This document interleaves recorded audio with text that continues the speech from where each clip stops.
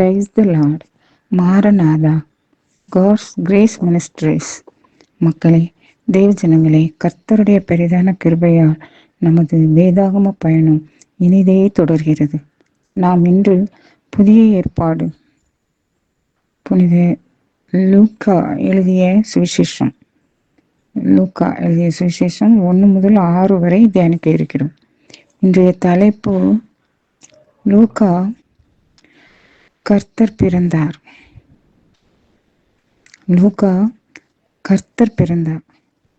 புதிய ஏற்பாட்டில் முதல் நூலாக விளங்கும் மத்தேயுவை எடுக்கலாம் என்று நினைத்தேன். லூக்கா சுவிசேஷம் இன்னும் வரலாற்று பூர்வமாக விளக்குவதற்கு ஏதுவாக இருக்க கண்டு அதனையே தேர்வு செய்தேன். கர்த்தர் ஆசீர்வதிப்பாராக. ஒரே வீடியோவில் கண்டிப்பாக இதை போட முடியாது என்று லூக்கா நற்செய்தியை 4 வீடியோவாக போடலாம் என்று முடிவு செய்தேன். சரி, எல்லாரும் நல்லா இருக்கீங்களா? கிறிஸ்து இயேசுவுக்குள் அனைவரும் நலமாக வாழ்வீர்கள் என நம்புகிறேன். அதற்காக தேவனை ஸ்துதிக்கிறேன். தொடர்ந்து உங்கள் அனைவருக்காகவும் ஜெபிக்கிறேன். முதலில் நாம் தேவனை ஆராதிப்போம். தேவாதி தேவனே, உம்மை ஸ்துதிக்கிறோம். ராஜாதி ராஜனே, உம்மை ஸ்துதிக்கிறோம். கர்த்தாதி கர்த்தரே, உம்மை ஸ்துதிக்கிறோம். பிதாவாகிய தேவனே, உம்மை ஆராதிக்கிறோம். சுதனாகிய தேவனே, உம்மை ஆராதிக்கிறோம். தூய ஆவியாகிய தேவனே, உம்மை ஆராதிக்கிறோம். ஆபிரகாமின் தேவனே, உமக்கு ஸ்தோத்திரம். ஈசாக்கின் தேவனே, உமக்கு ஸ்தோத்திரம். யாக்கோபின் தேவனே, உமக்கு ஸ்தோத்திரம். என் தேவனே, உமக்கு ஸ்தோத்திரம். எம் ஜீவனே, உமக்கு ஸ்தோத்திரம். ஜபம். ஆண்டவராகிய கர்த்தரே, இஸ்ரவேலின் தேவனாகிய கர்த்தரே, இந்த அருமையான நேரத்தை தேவரீர் எங்களுக்கு தந்ததற்காக உமக்கு ஸ்தோத்திரம். கர்த்தாவே, உலகில் அநியாயங்கள் அக்கிரமங்கள் பெருகி போயின. பச்சிளம் குழந்தைகள் காணாமலே போய்விடுகிறார்கள். அவர்கள் எங்கெங்கு என்னென்ன பாடுகள் வேதனைகள் அனுபவிக்கிறார்களோ, கர்த்தாவே, இவர்கள் அனைவரையும் காப்பாற்றும். இரக்கமாயிரும். இவர்களது பெற்றோரின் கண்ணீரை துடைத்தர். தேவனே, மனம் இறங்கும். இவர்களை கண்ணோக்கி பாரும். உம்மை அல்லாமல் வேற யாரே இவர்களை காப்பாற்ற முடியும்? உலக இரட்சகரே, பெற்றோர்கள் பெரியோர்கள் செய்த குற்றங்களை மன்னித்தர். பெற்றோர்களின் பாவங்களை பிள்ளைகள் மீது சுமத்தாதே. ஏதும் அறியா பிஞ்சு குழந்தைகளை காப்பாற்றும். இரக்கமாயிரும். ரட்சித்தருளும். ஆண்டவராகிய கர்த்தரே, நாங்கள் இந்த தீவ வார்த்தையை கவனமுடன் கேட்டு அதன்படி வாழ அருள்தார். ஆண்டவராகிய கர்த்தரே, கிருபை கூர்ந்தர். வார்த்தையானவரே, வழிகாட்டு. வார்த்தையான இறைவனே, ஒளியூட்டு. தூய ஆவியானவரே, வழி நடத்து. பரிசுத்த தேவதாயே, எங்களோடு உடன் வாரும். இந்த மன்றாட்டுக்களை எல்லாம் எங்கள் ஆண்டவராகிய இயேசு கிறிஸ்துவின் பரிசுத்த நாமத்தில் ஏறடிக்கிறோம் நல்ல பிதாவே, ஆமென்.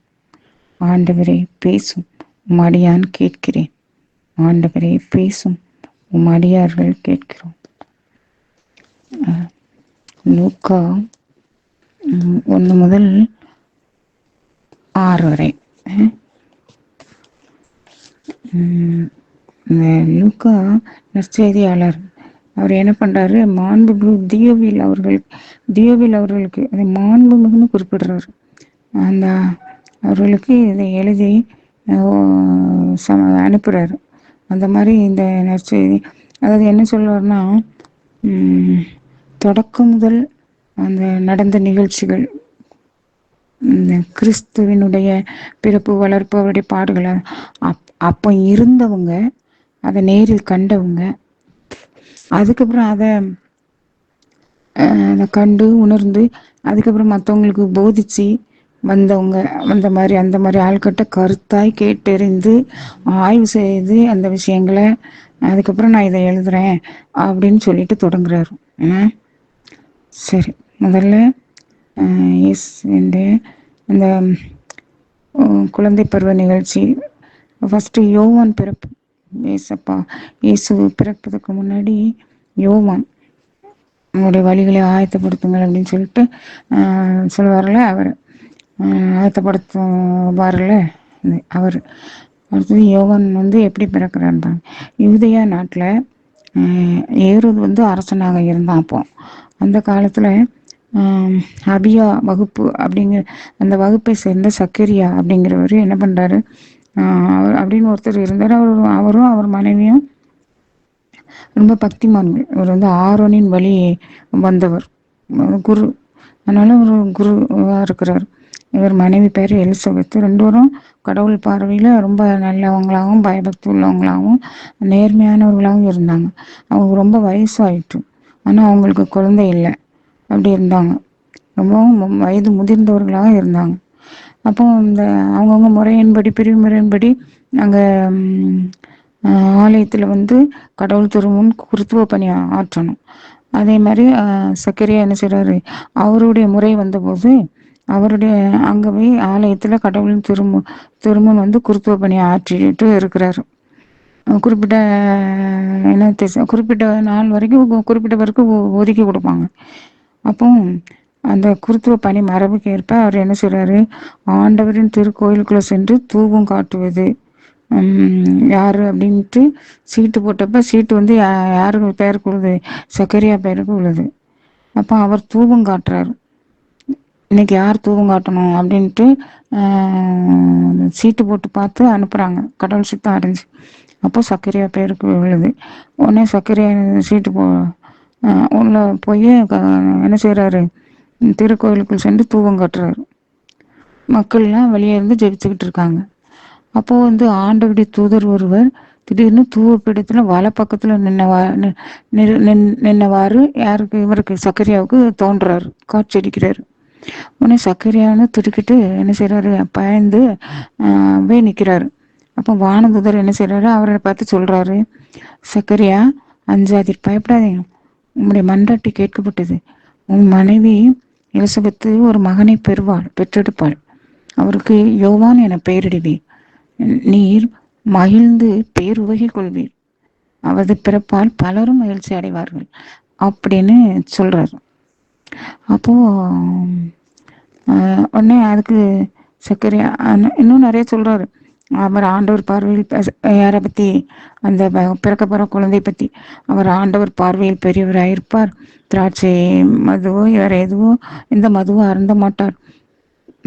தாய் வயிற்றில் இருக்கும்போதே தூய ஆவியால் முற்றிலும் ஆட்கொள்ளப்படுவார்.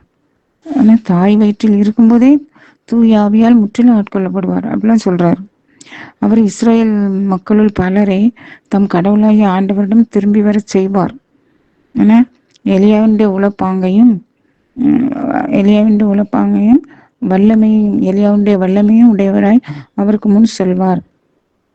ஏன்னா தந்தையரும் என்ன செய்வாங்க, மக்களும் உலகம் ஒத்து போக செய்வார் இப்படின்னு சொல்றாரு. இவ்வாறு ஆண்டவருக்கு ஏற்புடைய ஒரு மக்களினத்தை ஆயத்தம் செய்வார் அப்படிலாம் சொல்றாரு. ஏன்னா ஆண்டவருடைய வழியை ஆயத்தப்படுத்துங்கள் அப்படின்னு சொல்லு. அந்த குரல் நான் அப்படின்னு ஆண்டவருக்கு முன்னாடி அவருடைய பாதையை செம்மைப்படுத்துகிற ஒரு மனிதனாக அவர் இருப்பார் அப்படின்னு சொல்லியிருக்கு. சக்கரையா வானதூதர்கிட்ட கேட்குறாரு, இது இப்படி நடக்கும்னு நான் எப்படி எதை வச்சு நம்ப முடியும், எப்படி எனக்கு தெரியும்? நானும் வயதானவன், என் மனைவியும் ரொம்ப வயதாகி போயிட்டு, ரெண்டு பேருமே நாங்கள் வயசானவங்க அப்படி சொல்றாரு. அதுக்கு வானதூதர்கிட்ட சொல்றாரு, நான் கப்ரியேல், கடவுள் திருமுன் நிற்பவன், உம்மோடு பேசவும் இந்த நற்செய்தியை உமக்கு அறிவிக்கவும் அனுப்பப்பட்டேன். இதோ பாரும், உரிய காலத்தில் நிறைவேற இருக்கும் என்னுடைய வார்த்தைகளை நீர் நம்பவில்லை. ஆதலால் அவை நிறைவேறும் வரை நீர் பேச்சற்றவராய் இருப்பீர் அப்படின்னு சொன்னார். உம்மால் பேசவே இயலாது அப்படின்னு சொல்றாரு. அப்போ இவ்வளோ நடந்துட்டு இப்போ கவனிங்க எல்லாரும், எதுக்கு இப்போ அதுக்குள்ள பேச முடியாம பண்ணிடணும் அப்படிலாம் நிறைய நினைக்கிறாங்க. அப்படிலாம் கிடையாது. இந்த பேச முடியாம இருக்குன்னு சொன்னது வரமா சாபமா? பேசாம கொஞ்ச நாள் நம்மளால இருக்க முடியுதுன்னா அது வரம் தான். பேசி பேசி பிரச்சனை தான். நாம பேசினாலும் சரி, அடுத்தவங்க பேச்சு கேட்டாலும் சரி பிரச்சனை தான். ஆக அற்புதமான ஒரு குழந்தை பிறந்திருக்கு. வாயை கையை கட்டி எல்லாத்தையும் கண்ட்ரோல் பண்ணி அந்த குழந்தைக்காக மனதிற்குள் ஜெபித்து, அ அந்த குழந்தையின் வரவை ஆவலோடு எதிர்பார்த்து, அந்த குழந்தையினுடைய நலனுக்காகவும், அது வர்ற நோக்கத்திற்காகவும், கர்த்தருடைய சித்தத்துக்காகவும் ஜெபித்து, கர்த்தரோடு ஒன்றித்து வாழ வேண்டிய தருணம் இது அவருக்கு, சக்கரியாவுக்கு. இப்போ இவரு இப்போ எல்லாரும் போறவை வரவைலாம், என்ன சக்கரையா ஐயா ஏதோ குழந்தை உண்டாயிருக்காம அப்படி இப்படின்னு ஆளாளுக்கு அவரை போகும்போதும் வரும்போதும் மறித்து பேசுவாங்க. ஒவ்வொருத்தரையும் கதை பேசவே அவனுக்கு நேரம் இருக்கும். கடைசி சொல்லிட்டு போவேன், உண்மைதானா? மாதம் எத்தனை அப்படிம்பான் ஒருத்தன். ஒருத்தன் நக்கலா. இப்படிலாம் இருக்கு நம்ம மக்கள் எப்படின்னு தெரியும்ல. கர்த்தர் என்ன செஞ்சார்? எல்லாத்துக்கும் ஒரு அடைப்பு வச்சாரு. அதனால அது குழந்தை பிறக்க வரைக்கும் தான். நீ சாவந்தொட்டும் பேசாமல் இருப்பேன்னே சொல்லலை. குழந்தை பிறக்கிறது வரைக்கும் நீ பேச முடியாமல் இருப்பேன்னு சொல்லியிருக்கு. அவ்வளோதான். அது வரைக்கும் நீங்கள் பேசாமல் இருக்கிறது தான் நல்லது அவருக்கும். ஆக அதே மாதிரி அது ஒரு கடவுளுடைய ஆசீர்வாதமாகவே எனக்கு தோணுது. அது வரமா சாவமா அப்படின்னு கேட்டால் அது ஒரு விதத்தில் வரம் தான். அவர் நினைச்சாலும் பேச முடியாது. அடுத்தவங்ககிட்ட யாரும் தேவையில்லாமல் அவரை டிஸ்டர்ப் பண்ண மாட்டாங்க. அத்தோட அவர் இறைவனுக்கு ஊழியம் செய்கிற ஆண்டவர் சந்நிதியில் பணிபுரிகிற காலம் அது. அதனால என்னது அவசரத்து பேசணுனாலும் அவர் சைகை காட்டியே பேச முடியும். அவ்வளோதான். ரொம்ப பேச்சையாற்ற கிடையாது. பேச்சு தான் எல்லா தீமைக்கும் முதல்ல ஆணிவேர். என்ன அதை ஸ்டாப் பண்ண கர்த்தர் முதல்ல. எத்தனைக்கு குழந்தை பிறக்கம் தட்டும். அவ்வளோதான். அதனால் என்னை பொறுத்தவரைக்கும் அது வரமே அப்படின்னு தான் நான் நினைப்பேன். சரி, மக்கள் உள்ள ரொம்ப லேட் பண்ணிட்டாரு. ஆலயத்தில் உள்ள கர்த்தருடைய சந்நிதியில் தூவ ஆராதனை கட்டு மக்கள்லாம் வெளியே ரொம்ப ஆவலாக எதிர்பார்த்துட்டு இருக்காங்க. என்ன காணும், ரொம்ப லேட்டாகிறாரு அப்படின்னு நினச்சி அவங்க ரொம்ப ஆச்சரியப்படுறாங்க. அப்போதே வந்திருக்கணுமே அப்படின்ட்டு. அப்போ அவர்கிட்ட வெளியே வந்தப்போ அவர்கிட்ட எல்லாரும் பேச கொடுக்காங்க. அவரோ பேச முடியாமல் சைகைகள் காட்டி நின்றார். சைகை மூலமே அவங்ககிட்ட பேச முயற்சி பண்ணுறாரு. அப்படி இருக்கார். அப்போ மக்கள் நினச்சிட்டாங்க, சரி ஏதோ காட்சி கண்டிருக்கணும் அவரு அப்படின்னு தமக்குள்ள அவங்களும் சொல்லிக்கிட்டாங்க. அதுதான், வேற என்ன செய்ய முடியும். அடுத்து இயேசு பிறப்பினுடைய முன்னறிவிப்பு. 6ஆம் மாதத்துல கப்ரியேல் என்னும் இது நடந்து ஒரு 6ஆம் மாதத்துல கப்ரியேல் வானதுரை கடவுள் கலிலேயாவில் உள்ள நாசரேத்து என்னும் ஊரில் உள்ள ஒரு கன்னியிடம் அனுப்பினார். மரியாள், அன்னை மரியாள் ஒரு கன்னிகை. அவள் கன்னி, சின்ன பெண். அவள்கிட்ட கர்த்தர் அனுப்புறாரு. அவள் யாருன்னா, அவள் தாவீது குடும்பத்தினராகிய யோசேப்பு என்னும் பெயருடைய ஒருவருக்கு ஒப்பந்தமாயிருந்த ஆனவர். அவள் பெயர் மரியா. வானதூதர் மரியாவுக்கு தோன்றி அருள்மிகு பெற்றவரே வாழ்க அப்படின்னு சொல்லி வாழ்த்துறாரு. முன்னாடி உள்ள புக்கு மொழிபெயர்ப்புல அருள் நிறைந்தவளே வாழ்க அப்படின்னு இருக்கும். இப்ப என்ன யாருக்கு என்ன செஞ்சோ தெரியல, அருள் மிக பெற்றவரேன்னு திரும்ப மாத்திருக்காங்க.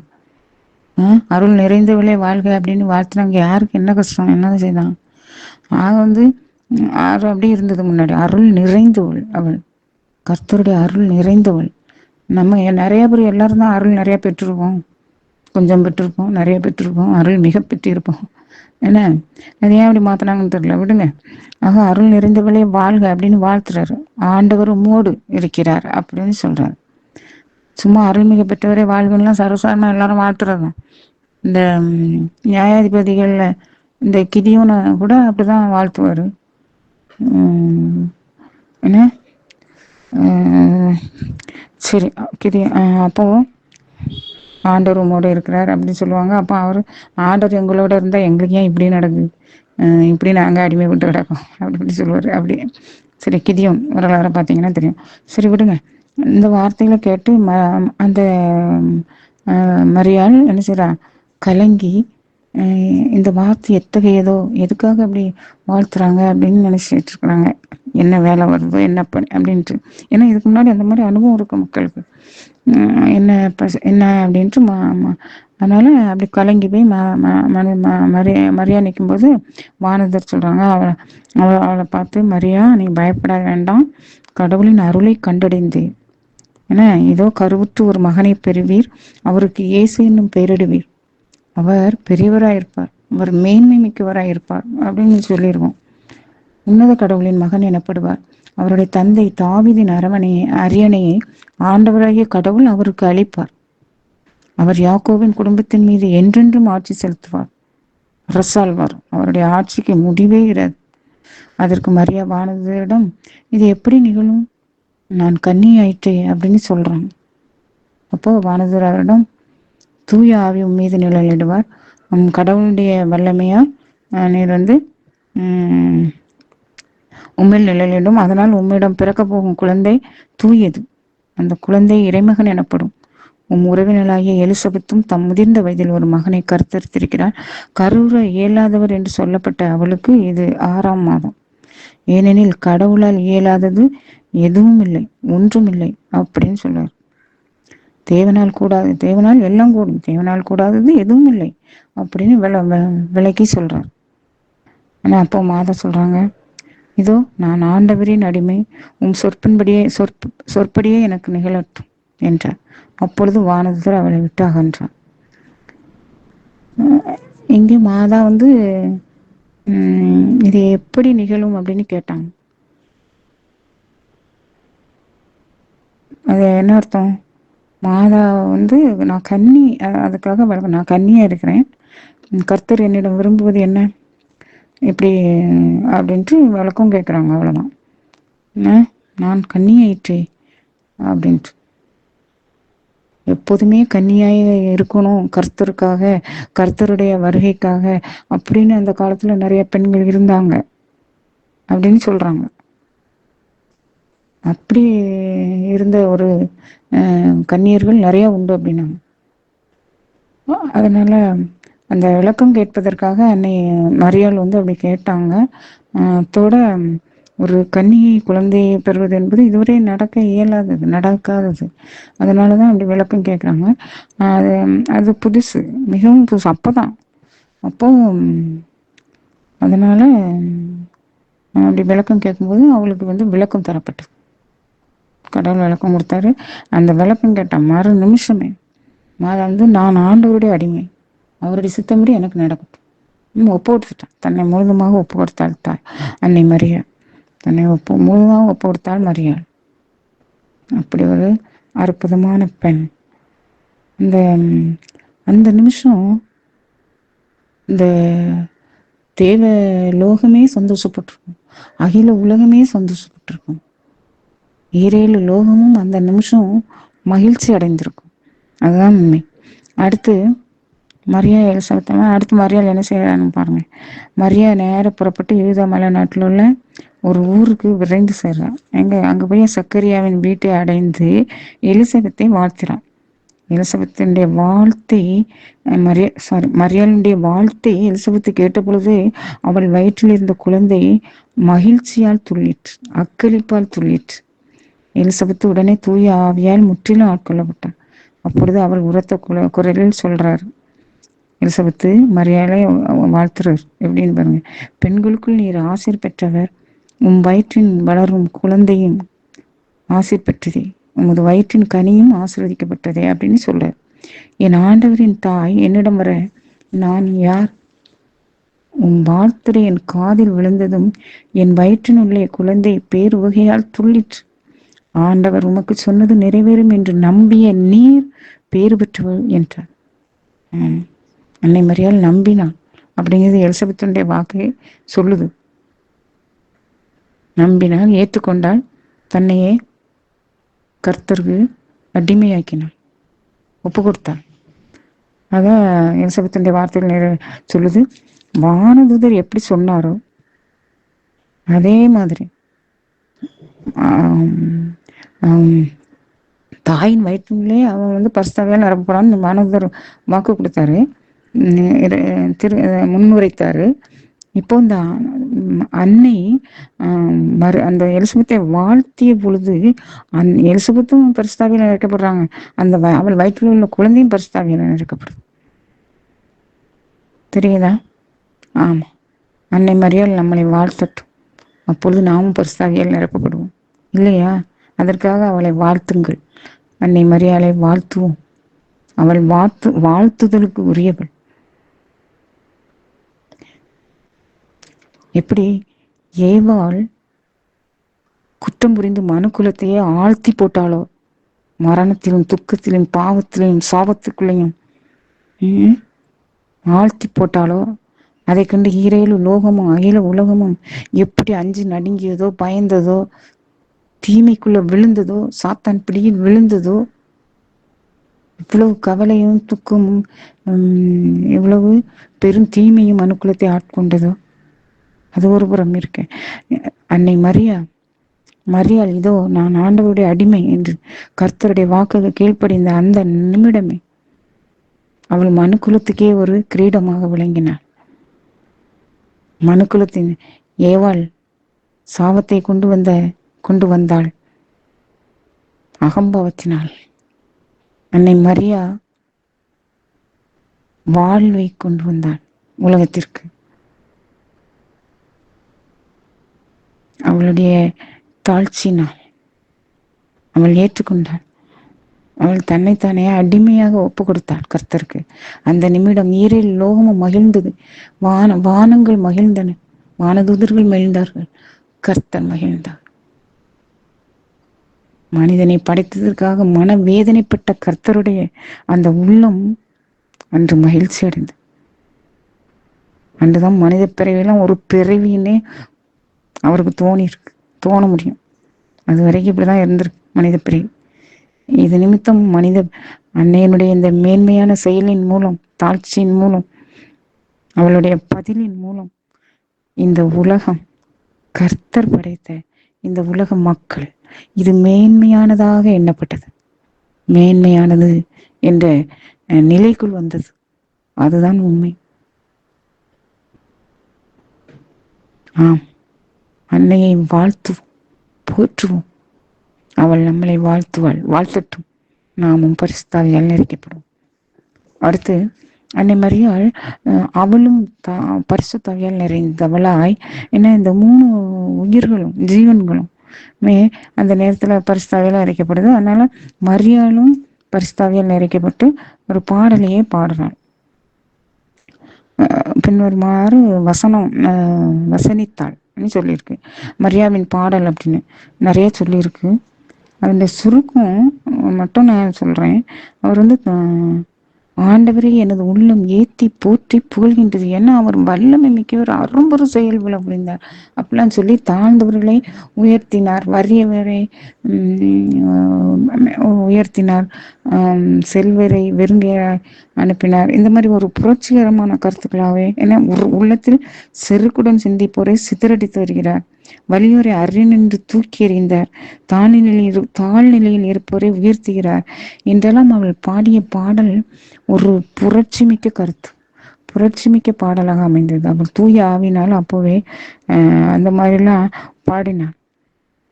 இந்த மாதிரி தூய ஆவியால் அவள் இப்படிலாம் உரைத்தாள். கிறிஸ்து வந்தப்போ அவர் செய்த காரியங்கள் எல்லாமே இருக்கிற இந்த மாதிரி புரட்சியா தான் இருக்கும்.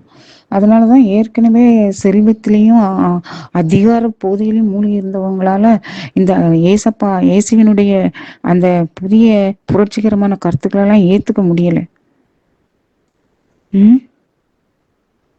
அதனால இயேசுவை என்ன சொல்ற அழிச்சிடணும் அப்படின்னு அலைந்தானுங்க.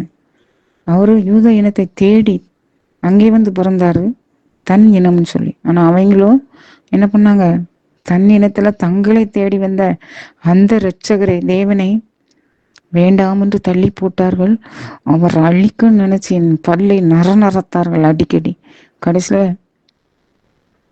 நான் அநியாயமான சாவுல அவர் அநியாயமா கொண்டு போட்டாங்க. சரி, அதை இப்ப சந்தோஷமான நேரத்துல அதை பேச வேண்டாம். ஏன்னா சரி, இந்த மாதிரி மரியாள் பாடிடுவாங்க. அப்புறம் திருமுழுக்கு எலிசபெத்துக்கு பேறுகாலம் நெருங்குது. ஏன்னா அன்னை மரியாள் என்ன செய்வாங்க, அங்க இருப்பாங்க, அவங்களுக்கு அன்னை அந்த எலிசபெத் அம்மாளுக்கு உதவியாக. அப்ப 6 மாசம்னு சொல்லியிருந்துல, 3 மாசம் உதவியா இருப்பாங்க, அப்புறம் வந்துருவாங்க அப்படின்னு சொல்லியிருக்கு. 3 மாதங்கள் எலிசபெத்தோடு தங்கியிருந்த பின்பு தம் வீடு திரும்பினான்னு சொல்லியிருக்கு. ஏன் 3 மாசம் சொல்லுங்க?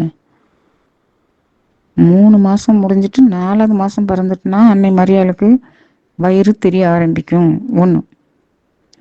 அதனால அவ வெளிப்படையா நடமாட முடியாது. இன்னொன்னு, மாசம் நெருங்கினோடனே 8-9 ஆயிட்டுனோடனே அவளுடைய அண்டை வீட்டுக்காரர்களும் எலிசபெத் அம்மாளுடைய உறவினர்களும் எல்லாரும் அங்க குவிஞ்சாச்சு. அவளை பார்க்கறதுக்கும் அவங்களுக்கு உதவி செய்யறதுக்கும் அவங்கள என்ன ஏன்னா அந்த குழந்தைய அந்த அதிசய குழந்தைய பாக்கவும் அவங்க அப்பா இன்னைக்கு வேற பேசாம இருக்காரு. ம் வானதுதர் சொல்லி பிறந்த அந்த குழந்தை, அதுவும் எவ்வளவு அற்புதமா பிறந்த குழந்தை. அவ்வளோ வரும் கூஞ்சிச்சு. இந்த பொம்பளை பிள்ளைய எட்டி பார்க்க மாட்டாங்களா? யூத சட்டங்கள் அப்படி அப்போ எப்படி இருந்துச்சு? வாலிப பிள்ளை ஒண்ணு இந்த மாரி இருக்கு அப்படின்னு தெரிஞ்சா, கருவுற்று இருக்கிறாள் அப்படின்னு தெரிஞ்சா, உடனே சந்திக்கு இழுத்து அவங்க கல்லால் எரிஞ்சு கொல்லணும் அப்படிங்கிறது அவங்க சட்டம். அப்படிதான் நடந்துட்டு இருந்துச்சு. இதுக்கு மேல அன்னை இருக்க முடியாது அங்க. 3 மாசம் போதும். அதுக்கப்புறம் அவளுக்கு உதவிக்கும் ஏகப்பட்டவங்க வந்தாச்சு. கூட்டம் பெருகிட்டு அன்னை நடந்தாங்க வீட்டுக்கு. வீடு திரும்பினாள் அன்னை. சரி. அப்புறம் திருமலுக்கு குழந்தை பிறக்குது எலிசபெத் அம்மாளுக்கு. ஏன்னா எல்லாரும் விருந்து கொண்டாடி உறவினரும் ஆண்டை விட்டாரும் எல்லாருமா சேர்ந்து அவங்களோட கொண்டாடுறாங்க. அப்போ 8ஆம் நாள்ல குழந்தைக்கு விருத்த சேதனம் செய்ய வந்தாங்க கோயிலுக்கு. அப்ப என்ன பெயரிடணும் அப்படின்னு கேக்குறாங்க. அப்போ அவர் வந்து அவ வந்து எலிசபெத் வந்து யோவான்னு பெயரிடணும் அப்படின்னு சொல்றான். ஆனா உங்க சொந்தக்காரர்லாம் இந்த மாதிரி பேரே இல்லையே அப்படின்னு சொல்லிட்டு அவர்கிட்ட கேட்காங்க. சக்கரியா கிட்ட. அவரு எழுது பலகையை கொண்டு வர சொல்றாரு. அதை கொண்டு வந்து அதுல எழுதுறாரு, இந்த குழந்தை பேரு யோவான் அப்படின்ட்டு. எல்லாரும் ஆச்சரியப்படுறாங்க. அந்த நிமிஷமே அவருடைய வாய் நாக்கட்டு அவிழ்ந்தது. அவரு பேச தொடங்கிட்டாரு. பேச தொடங்கி கடவுளை வாழ்த்தினார். இதெல்லாம் பார்த்தா அந்த மக்கள்லாம் அச்சமுட்டு இந்த குழந்தை எப்படி வருவானோ அப்படின்னு அப்பவே யோசிக்க ஆரம்பிச்சிட்டான். அப்போ சக்கரியா கூட பரிசுத்தாவியால ஆட்கொள்ளப்பட்டு அந்த நேரத்துல உரைத்த இறைவாக்கு அப்படின்னு அவர் ஒரு பாடலை பாடுறாரு. இறைவனை புகழ்ந்து பாடுறாரு. நிறைய பாடுறாரு, நிறைய சொல்றாரு. அதுல 2-3 வரி மட்டும் சொல்றேன். இஸ்ரவேலின் கடவுளாகிய ஆண்டவரை போற்றுவோம், ஏனெனில் அவர் தம் மக்களை தேடி வந்து விடுவித்தள்ளினார் அப்படின்னு தொடங்கி நிறைய சொல்றாரு. பகைவரின் பிடியிலிருந்து விடுவிக்கப்பட்டு வாழ்நாளெல்லாம் நாம் அச்சமின்றி அவர் திருமுன் பணி செய்யுமாறு கடவுள் வழிவகுத்தார். அப்புறம் குழந்தாய், நீயோ உன்னத கடவுளின் இறைவாக்கினன் எனப்படுவாய், ஏனெனில் பாவ மன்னிப்பால் வரும் மீட்பை அவர் தம் மக்களுக்கு அறிவித்து ஆண்டவருக்கான வழியை செம்மைப்படுத்த அவர் முன்னே செல்வாய் அப்படிலாம் சொல்றாரு. அப்படிலாம் சொல்லி இறைவாக்கா அந்த பாடம் முடிக்கிறாரு. அவரு நிறைய சொல்றாரு. பாலனும் வளர்ந்து வலிமை பெற்றான் அப்படின்னு சொல்லியிருக்கு. என்ன கடவுளுடைய பரிவுள்ளத்தாலும் இரக்கத்தாலும் விண்ணிலிருந்து விடியல் நம்மை தேடி வருகிறது அப்படின்னு சொல்றாரு. அதே இயேசுனுடைய வருகையை பத்தி. குழந்தைய அந்த மாதிரி யோவான் வந்து வளர்ந்து பெரியவராகிறாரு. மன வலிமை பெற்றார். உடல் வலிமை மன வலிமையும் பெற்று வளர்ந்து வர்றாரு. இஸ்ரேல் மக்களுக்கு தம்மை வெளிப்படுத்தும் காலம் வரை அவர் என்ன செய்யறாரு? பாலை நிலத்துல மறைஞ்சு வாழ்றாரு. பாலை நிலத்துல வாழ்ந்து வர்றாரு. அடுத்து இயேசுவின் பிறப்பு. அடுத்து இயேசு பிறகு அகுஸ்து சீசர் வந்து அப்படி அவருடைய பேரரசு முழுவதும் என்ன செய்யறாரு? மக்கள் தொகையை கணக்கிடணும்னு கட்டளை பிறப்பிக்கிறாரு. அப்போ வந்து அதன்படிக்கு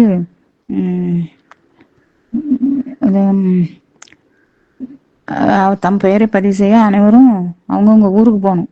அப்போ தாவீதின் வழிபெறுவரான யோசிப்பும் தமக்கு மன ஒப்பந்தமான மரியாளோடு பெயரை பதிவு செய்ய கலிலேயாவில் உள்ள நாசரேத்து ஊரிலிருந்து யூதாவில் உள்ள பெத்லெகேம் என்ற ஊருக்கு சென்றார் அப்படின்னு சொல்லி மரியா கருவிட்டிருந்தார். அவர்கள் அங்கு இருந்த பொழுது என்ன செய்து அங்க பெத்லெகேமுக்கு போனப்போ அங்க மரியாளுக்கு வந்து பேறுகாலம் வந்தது.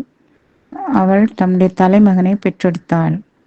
விடுதியில் அவங்களுக்கு இடம் கிடைக்கல. ஏன்னா இப்படி டைம்ல எல்லாரும் வந்திருப்பாங்க, கூட்டம். ஏன்னா எல்லாரும் அவங்கவுங்க நகருக்கு வரணும்னா வெளியூர்ல உள்ளவங்க எல்லாம் அவங்கவுங்க ஊருக்கு வரணும்னோடனே அந்த கூட்டம் அதனாலதான் அதிகமா இருந்திருக்கு. அதனாலதான் அந்த இடம் சுத்தமா எங்கேயுமே இல்லை, இடம் கிடைக்கல. எனவே பிள்ளையை துணிகளில் பொதிந்து தீவன தொட்டியில் கிடைத்தினாள். ஒரு மாட்டுதாவணி தான் அதுல இருந்துச்சு, ஃப்ரீயா இருந்தது. உடனே அங்க உள்ள குழந்தைய அங்க பெற்றெடுத்து தீவன தொட்டியில கிடத்துறாங்க. சரியா? இடையர்கள் அப்போது அந்த பகுதியில் உள்ள வயல்வெளியில இடையர்கள் தங்கி இரவெல்லாம் தங்களுக்கிடையே காவல் காத்துட்டு இருந்தாங்க. என்ன அப்போ ஆண்டவருடைய தூதர் அவங்களுக்கு முன்னாடி தோன்றுறாரு.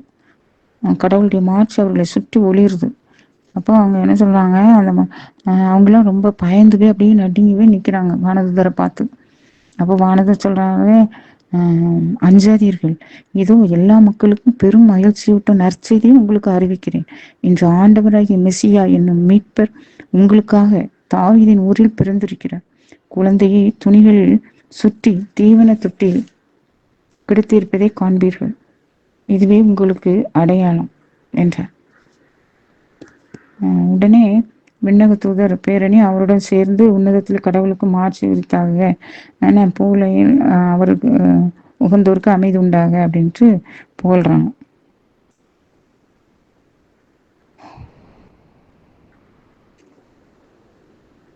அப்புறம் வானதூதர் அவர்களை விட்டு விண்ண போயிட்டாங்க. இடையர்கள் ஒருத்தர் ஒருத்தர் பார்த்து, ஆண்டவர் வாங்க நமக்கு சொன்ன இந்த வாருங்கள், இந்த நிகழ்ச்சியை நாம போய் பார்ப்போம் அப்படின்ட்டு வர்றாங்க. வந்து தேடி வந்து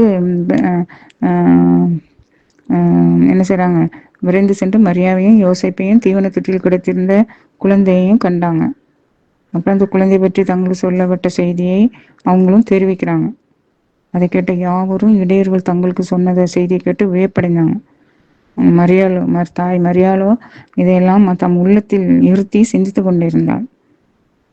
என்ன இப்போ இடையர்கள் கடவுளை போற்றி புகழ்ந்து பாடிக்கொண்டே திரும்பி சென்றார்கள்.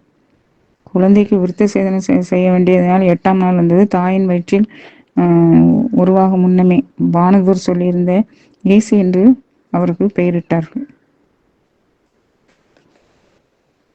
இதுக்கடையில் இன்னொரு நிகழ்ச்சி நடந்ததில்ல, அதை இந்த லூக்கா நற்செய்தியாளர் அதை குறிப்பிடலை. ஏன்னா நாம் சொல்லுவோம். ஏன்னா 3 ராஜாக்கள் அவருடைய வெண்மீனை கண்டு தேடி வராங்க. யூதர்கள் அரசர் பிறந்திருக்கிறார் அப்படின்னு சொல்லிட்டு. அப்போ பெத்லகேமுக்குள்ள நுழைஞ்சிட்டாங்க. வெண்மீனை காணோம். அவரை தேடி கடைசியில் யார்கிட்ட போய் விசாரிக்கிறாங்க? ஏரோதுகிட்ட விசாரிக்கிறாங்க. என்ன சொல்லி விசாரிக்கிறாங்க? யூதர்களின் அரசராக பிறந்திருப்பவர் எங்கே? அவருடைய வெண்மீனை கண்டு நாங்கள் அவரை வணங்க வந்தோம் அப்படின்னு சொல்லி விசாரிக்காங்க. உடனே ஏரோது கலங்கினான் அப்படின்னு போட்டு, ஏரோதும் அவங்க கூட்டமும் எல்லாருமே இஸ்ரவேல் முழுதும் எருசலேம் முழுதும் கலங்கிட்டு அப்படின்னு சொல்லிடுறோம். அப்போ எருசலேமில் உள்ள அறிஞர்களெல்லாம் கூப்பிட்டு விசாரிக்கிறோம். யூதர்கள் அரசர் பிறப்பான்னு சொல்லியிருக்கா, எங்கே பிறப்பாரு, எப்படி பிறப்பாருன்னு. அப்போதான் அவங்க சொல்லுவாங்க, யூதா நாட்டு பெத்லகேமே யூதயா நாடுகளில் நீ வந்து சிறியதே அல்ல. ஏன்னா தம் மக்களை ஆட்சி செய்யும் அரசர் உன்னிடமிருந்தே தோன்றுவார் அப்படின்னு எழுதியிருக்கு. அதனால அவர் பெத்லகேமில் தான் பிறப்பார் அப்படின்னு சொல்லியிருக்கு அப்படின்னு அவங்க விளக்கம் சொல்லுவாங்களா. சரி அப்படின்ட்டு கேட்டு வச்சுக்கிடுவான். கேட்டு வச்சுக்கிட்டு என்ன செய்வாங்க, இவங்க அந்த 3 ராஜாக்கள் அல்லது 3 ஞானிகள் அவங்கள கூப்பிட்டு, நீங்கள் தேடி போய் அவரை வணங்குங்க. பெத்லகேம்ல தான் சொல்லியிருக்கு, நீங்கள் ஊருக்குள்ளே போய் இறங்கி விசாரித்து அவரை கண்டு வணங்கி விட்டு என்கிட்ட வந்து சொல்லிட்டு போங்க, ஏன்னா நானும் அவரை சென்று வணங்கணும் அப்படின்னு சொல்லுவான். உலகத்தில் மக்கள் இப்படிதான் ரொம்ப நல்ல வார்த்தைகளை சொல்லுவாங்க. அதுக்கெல்லாம் நம்ம மயங்கிடக்கூடாது. நம்ம அப்படிதான் இருக்கோம், மயங்கிடுறோம் நல்ல வார்த்தைகளை கேட்ட உடனே. அவன் எப்படி சொல்லுவான் பார்த்தீங்களா, நானும் சென்று அவரை வணங்குவேன் அப்படின்னு சொல்கிறான். அதை கேட்டுட்டு அவங்களும் சரின்னு சந்தோஷமாக போகிறாங்க. போய் அங்கே போய் வெண்மீனை ஒரு இடத்துல நிற்கும். கரெக்டாக அந்த குடிலுக்கு மேலே அதை பார்ப்பாங்க. வெண்மீனை கண்டு தான் அவர்கள் அளவில்லாமல் மகிழ்ச்சியாக இருந்தாங்கன்னு சொல்லியிருக்கு. உடனே அந்த குடிலுக்குள்ளே போய் அங்கே போய் வணங்கி நல்ல சந்தோஷமாக வருவாங்க. என்ன சந்தோஷமாக வணங்கிட்டு அவருக்கு பொன் தூபம் வெள்ளை போலம் இப்படி காணிக்கையெல்லாம் கொடுத்துட்டு, என்ன அவரை அரசர், கடவுள், என்ன மெய்யான மனிதன்ங்கிறதெல்லாம் அறிக்கை செய்ய வண்ணமாக தான் இந்த 3 இதையும் கொண்டு வந்து கொடுத்தாங்க அப்படின்னு சொல்லுவாங்க அறிஞர்கள். ஏன்னா அப்படி கொடுத்துட்டு அவங்க சந்தோஷமா திரும்பி போவாங்க. ஆனால் கனவில் எச்சரிக்கப்பட்டு ஏறதுக்கிட்ட போகாம வேறு வழியாக உங்க இடத்துக்கு திரும்பி போகணும்னு கர்த்தர் சொல்லிடுவாரு கடவுள்.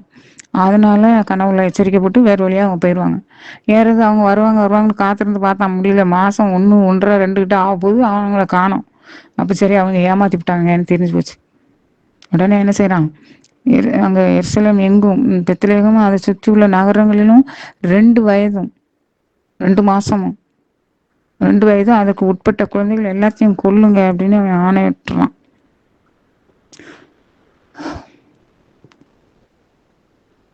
அப்போ அதே மாரி அவ்வளோவரையும் அவ்வளோ குழந்தைகளும் கொன்றுவாங்க.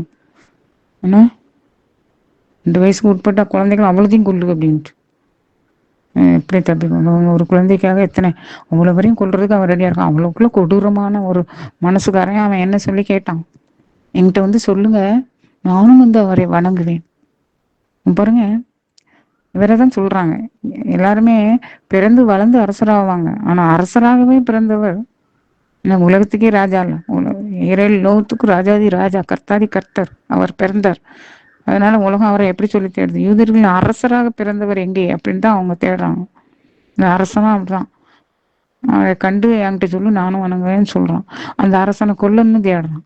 அந்த குழந்தையை அரசன் கொல்லணும்னு தேடுறான். அவர் பிறந்ததுல இருந்து அவர் பிறந்து கிடத்தின நேரத்திலேயே அவன் கொல்ல தேடிட்டான். பிறந்ததுல இருந்தே அந்த 30 வயசு வரை தான் இருந்து, அப்புறம் 3 வருஷம் வரைக்கும் தான் அவரு பணி செய்ய உலகத்துக்குள்ள போனாரு. 30 வயசு வரை மறைந்த வாழ்க்கையா வாழ்ந்துட்டு அந்த பிறந்த அன்னையில இருந்தே கொல்ல வச்சுதான் தேடுறான்னு. அதே மாதிரி அவரு அவரை பணிவாழ்வுக்கு போன பிறகும் 3 வருஷமும் அவரை எப்ப கொல்லலாம் என்றுதான் அலைகிறாங்க உலகம். இவ்வளவு பொல்லாத உலகம் இது. எப்படிதான் அவர் வந்தாரோ? அவருக்கு தான் அந்த மனசு இருக்கும், வேற யாருக்கும் இருக்கு. சரி, இப்போ பாருங்க, இயேசுவை அப்புறம் கோவிலில் அர்ப்பணிக்காங்க. அவருக்கு 8ஆம் நாள் அப்புறம் 2 மாடப்புறாக்களே எல்லாரையும் மாதிரி கடவுளுக்கு அர்ப்பணிக்கணும். அதை மாதிரி காணிக்கை கொடுத்து பலியாக கொடுத்தாங்க. அதையும் கொடுத்துட்டு வராங்க. அப்போ இந்த சிமியோன் அப்படிங்கிறவர் அங்கே துப்புரவு சடங்கு நிகழ்த்த வந்தாங்கல்ல. அப்போ மாடப்புறாவை கொலை கொடுக்கணும். அங்கே இந்த குழந்தையை கண்டு சிமியோனுங்கிற தீர்க்கதரிசி அங்கே இருந்தார். அவர் வயது முதிர்ந்தவர். அவர் குழந்தையை கையில் எடுத்துட்டு அவர் கண்டு கொண்டார். இது இஸ்ரவேலுடைய மீட்பு இந்த அப்படின்னு கொண்டார். அதனால அவர் வந்து சொல்லுவார் இப்படி, ஆண்டவரை நோக்கி இந்த குழந்தைய கையில் ஏந்திக்கிட்டு ஆண்டவரை நோக்கி பேசுறாரு. ஆண்டவரே, இப்போது உமது அடியானை அமைதியாக போக விடும். என்ன, இப்போ நான் சந்தோஷமா செத்து போயிடுவேன், என்னை விட்டுரு அப்படின்னுங்கிற அர்த்தம். ஆண்டவரே, இப்போது அடியானே அமைதியாக போக விடும். ஏனெனில் மக்கள் அனைவரும் காண நீர் ஆயத்தம் செய்துள்ள உமது மீட்பை என் கண்கள் கண்டன. மக்களுக்காக நீர் ஏற்பாடு செய்துள்ள உமது மீட்பை என் கண்கள் கண்டன அப்படின்னு சொல்றாரு. அப்படின்னு சொல்லிட்டு இந்த குழந்தை அப்படின்னு சொல்லிட்டு மீட்பே பிற இனத்தாருக்கு வெளிப்பாடு அருளும் ஒளி, இதுவே மக்களாகிய இஸ்ரவேலுக்கு பெருமை அப்படின்னு சொல்றாங்க. குழந்தையை குறித்து கூறினதை கேட்டு அவங்க தாயும் தந்தையும் ரொம்ப ஆச்சரியப்படுறாங்க. ஆச்சரியமா பார்த்துக்கிட்டு இருக்காங்க. எல்லாமே வியப்பா தான் இருக்கு அவங்களுக்கு. அவர் பிறந்ததுல இருந்து சிமியோன் அவர்களுக்கு ஆசை கூறிய அவர்கள் தாயாகிய மரியாதை பார்த்து சொல்றாரு, இந்த குழந்தை இஸ்ரேல் மக்களில் பலரின் வீழ்ச்சிக்கும் எழுச்சிக்கும் காரணமாக இருப்பான், எதிர்க்கப்படும் அறிகுறியாகவும் இருப்பான். இவ்வாறு பலருடைய மறைவான எண்ணங்கள் வெளிப்படும். உமது உள்ளத்தையும் ஒரு வாள் ஊடுருவும் அப்படின்னு சொல்லுவார். அப்போ அங்க இன்னொரு பானுவேலின் மகளாகி அண்ணா அப்படிங்கிற இறைவாக்கினர் பெண் இறைவாக்கினர் தான். அவங்களும் வந்து வயதானவங்க. அவங்களும் வந்து குழந்தையை பத்தி எல்லாருக்கும் எடுத்து சொல்றாங்க. கடவுளை புகழ்ந்து எருசலேமின் மீட்புக்காக காத்திருந்த எல்லோரிடமும் அந்த குழந்தையை பற்றி பேசினார். அப்புறம் என்ன செய்றாங்க? எல்லாவற்றையும் முறைப்படி திருச்சட்டப்படி எல்லாம் செய்த பிறகு அவர் கலிலேயாவில் உள்ள தங்களுடைய ஊராகி நாசரேத்துக்கு திரும்பி போனாங்க. குழந்தையும் வளர்ந்து வலிமை பெற்று ஞானத்தை நிறைந்து கடவுளுக்கு உகந்ததா இருந்தது. இப்போ இதில் ஒரு சில நிகழ்ச்சிகள், அதாவது குழந்தையை எடுத்துக்கொண்டு எய்த்துக்கு ஓடிப்போம் அப்படின்னு சம்மனஸ் சொல்லுவார். ஏனெனில் ஏறது குழந்தையை கொல்ல தேடுகிறான் அப்படின்னு. உடனே அன்னைக்கு ராத்திரியே யோசேப்பு தாய் மரியாதையும் குழந்தை இயேசுவையும் ஒரு கூட்டிட்டு கழுதையில உட்கார வச்சு இப்படி கூட்டிட்டு எகிப்துக்கு ஓடி போய் தப்பிச்சுவாங்க அப்படின்னு சொல்லுவாரு. அதே மாதிரி அங்கே போயிடுவாங்க. அதுக்கு பிறகு 3 நாள் கழிச்சு நாசரேத்துக்கு வராங்க. கோவிலில் சிறுவன் இயேசு. ஆண்டுதோறும் இயேசுவின் பெற்றோர் பாஸ்கா விழாவை கொண்டாடுறதுக்காண்டி எருசலேமுக்கு போவாங்க. அப்படி போனப்போ இயேசு வந்து விழா நாட்கள்லாம் முடிஞ்ச பிறகு எல்லாரும் திரும்பி வராங்க. அப்போ சிறுவன் இயேசு மட்டும் எருசலேம்லேயே தங்கிட்டார். அப்போ அவங்க இவங்க பயணிகள் கூட்டத்துல இருப்பாங்கன்னு பெற்றோர்கள் இது வந்து அவங்க பெற்றோருக்கு தெரியாது. அவரு சொல்லவும் இல்ல. அப்போ இங்க வந்ததுக்கு பிறகு அவங்க தேடுறாங்க. பயணிகள் கூட்டத்துல இருப்பாங்க. சொந்தத்த கூட எல்லாம் நம்ம சொந்தம் தானே அப்படின்னு நினைச்சிட்டு அவங்க வராங்க. ஒருவேளை சூசையப்பர்கிட்ட இருப்பான்னு மாதா நினைச்சிருக்கலாம். மாதாட்ட இருப்பாங்கன்னு சூசையப்பர் நினைச்சிருக்கலாம். அப்படியே அவங்க விட்டுட்டாங்க. கடைசியில 3 நாள் கழிச்சு அப்புறம் என்ன செய்றாங்க? அம் ஆ அந்த ஒரு நாள் பயணம் முடிஞ்ச பிறகு உறவினர்கிட்டயும், அறிமுகமானவர்கிட்டயும் அவர தேடுனாங்க. ஒரு நாள் கழிச்சு ஒரு நாள் பயணம் முடிஞ்சுட்டு அப்பதான் தேடுறாங்க. அப்போ அவரை காணாததுனால என்ன செய்றாங்க? தேடிவிட்டு திரும்ப எருசலேமுக்கு வர்றாங்க. 3 நாட்களுக்கு பிறகு அவர கோயில்ல பார்க்குறாங்க. கோயில்ல அவர் வந்து எப்படி என்ன செஞ்சுட்டு இருக்காருன்னா, அங்கே அவர் போதகர்கள் நடுவே அமர்ந்து அவர்கள் சொல்வதை கேட்டுக்கொண்டும், அவர்களை வினவிக் கொண்டும் இருக்கிறார். அவருடைய பதிலை கண்டு எல்லாரும் மலைத்து போய் வியப்புற்று நின்னுட்டு இருந்தாங்களாம். அந்த மாரி நடந்துட்டு இருக்கு. அந்த சூழ்நிலையில அவருடைய அறிவை கண்டு மா இவங்க இப்ப தாயும் தகப்பனும் வராங்க. ஏன்னா அங்க வந்து மாதா வந்து இயேசுவை பார்த்து கேட்குறாங்க, "மகனே ஏன் இப்படி செஞ்சுட்ட? மகனே ஏன் எங்களுக்கு இப்படி செய்து விட்டாய்?" அப்படின்னு கேட்பாங்க. "ஏன் இப்படி செய்தாய்? இதோ பாரு உன் தந்தையும் நானும் ஏக்கத்தோடு உன்னை தேடிக்கொண்டிருந்தோமே" அப்படின்னு சொல்லுவாங்க. ஏன்னா அப்பதான் இயேசு சொல்றாரு, பதில் சொல்றாரு. 12 வயசு அவருக்கு. 12 வயசு குழந்தை. அப்போ சிறுவன் இயேசு. அப்ப அவர் சொல்றாரு, "ஏன் என்ன தேடுனீங்க? என் தந்தையின் அலுவலில் நான் இருக்க வேண்டும் என்பது உங்களுக்கு தெரியாதா?" அப்படின்னு சொல்றாரு. இது அவங்களுக்கு புரியல பாவம். ஆனா மரியாள் வந்து மனசுக்குள்ள அத வச்சு இதெல்லாம் சிந்தித்து வர்றாங்க. ஏன்னா அதுக்கப்புறம் நாசரேத்துக்கு வந்து நல்லா வழக்கம் போல நாசரேத்துக்கு வந்துட்டாங்க. வந்து அ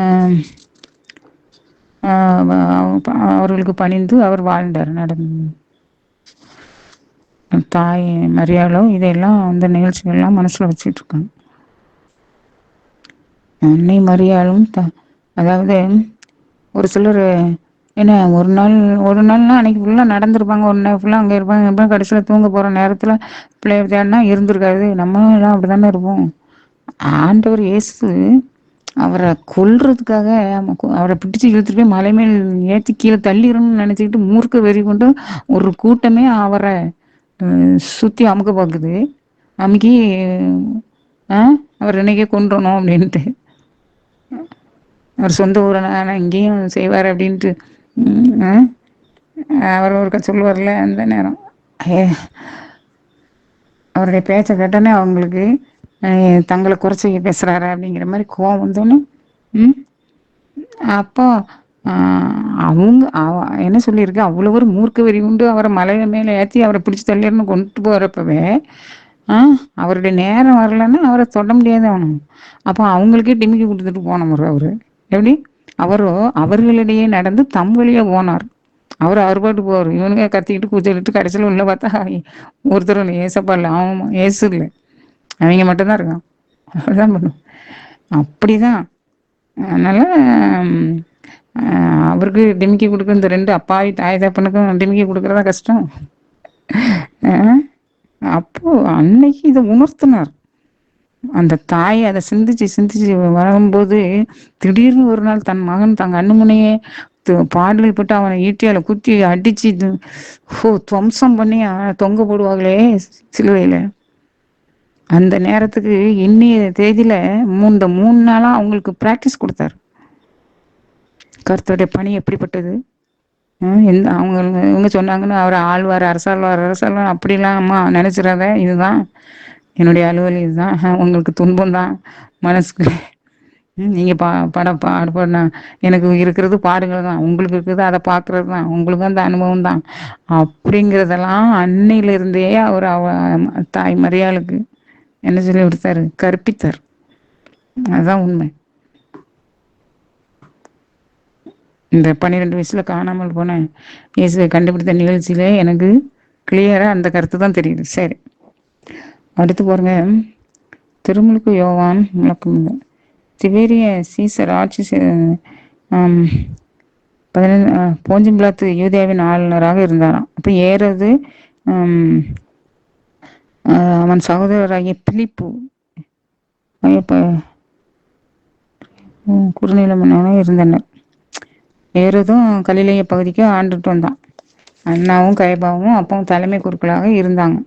இந்த சூழ்நிலையில என்ன, சக்கரியாவின் மகன் யோவான் பாலை நிலத்துல வாழ்ந்து வந்தாராம். அவர் கடவுளின் வாக்கை பெற்றார். பாவமன்னிப்பு அடைய மனமாறி திருமுழுக்கு பெறுங்கள் என்று யோர்தான் ஆற்றை அடுத்துள்ள பகுதிகள் அனைத்திற்கும் சென்று அவர் பறைசாற்றி வந்தார். இதை பற்றிதான் இறைவாக்கினர் ஏசாயா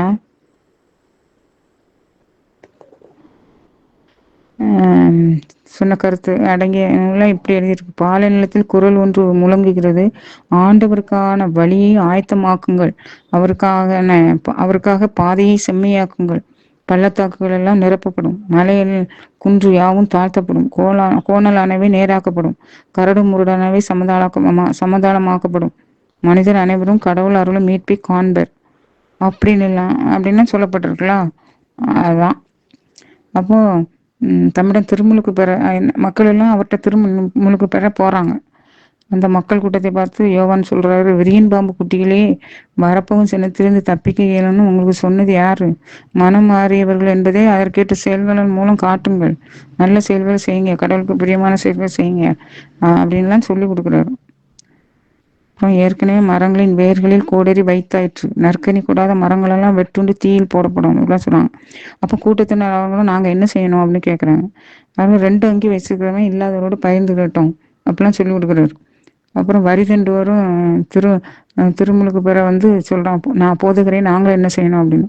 அவருக்கு உங்களுக்கு குறிக்கப்பட்ட தொகைக்கு அதிகமாக எதையும் கேட்காதீங்க அப்படின்னு சொல்லுது. படை வீரரும் அதே மாதிரி கேட்குறாங்க. அதுக்கு அவர் என்ன சொல்றாரு, நீங்கள் யாரையும் அச்சுறுத்தி பணம் பறிக்காதீங்க அப்படின்னு சொல்றாரு.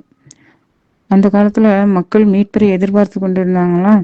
ஒருவேளை கேட்குறாங்க மக்கள்கிட்ட, ஒருவேளை யோவான் தான் மெஸ்ஸியாவாக இருப்பாரோ அப்படின்னு எல்லாரும், நீங்க தான் மெஸ்ஸியாவோ அப்படின்னு கேட்காங்க. அதுக்கு அவர் சொல்றாரு, நான் இல்லை, என்ன, நான் தண்ணீரால் ஞானஸ்தானம் கொடுக்கிறேன், ஆனால் என்னை விட வலிமைமிக்க ஒருவர் வருவார், அவர் அவருடைய மிதியடி வாரை அவிழ்க்க கூட எனக்கு தகுதி கிடையாது, ஏன்னா அவர் தூய ஆவியான நெருப்பால் உங்களுக்கு ஞானஸ்தானம் கொடுப்பார் அப்படிலாம் சொல்லுவோம்.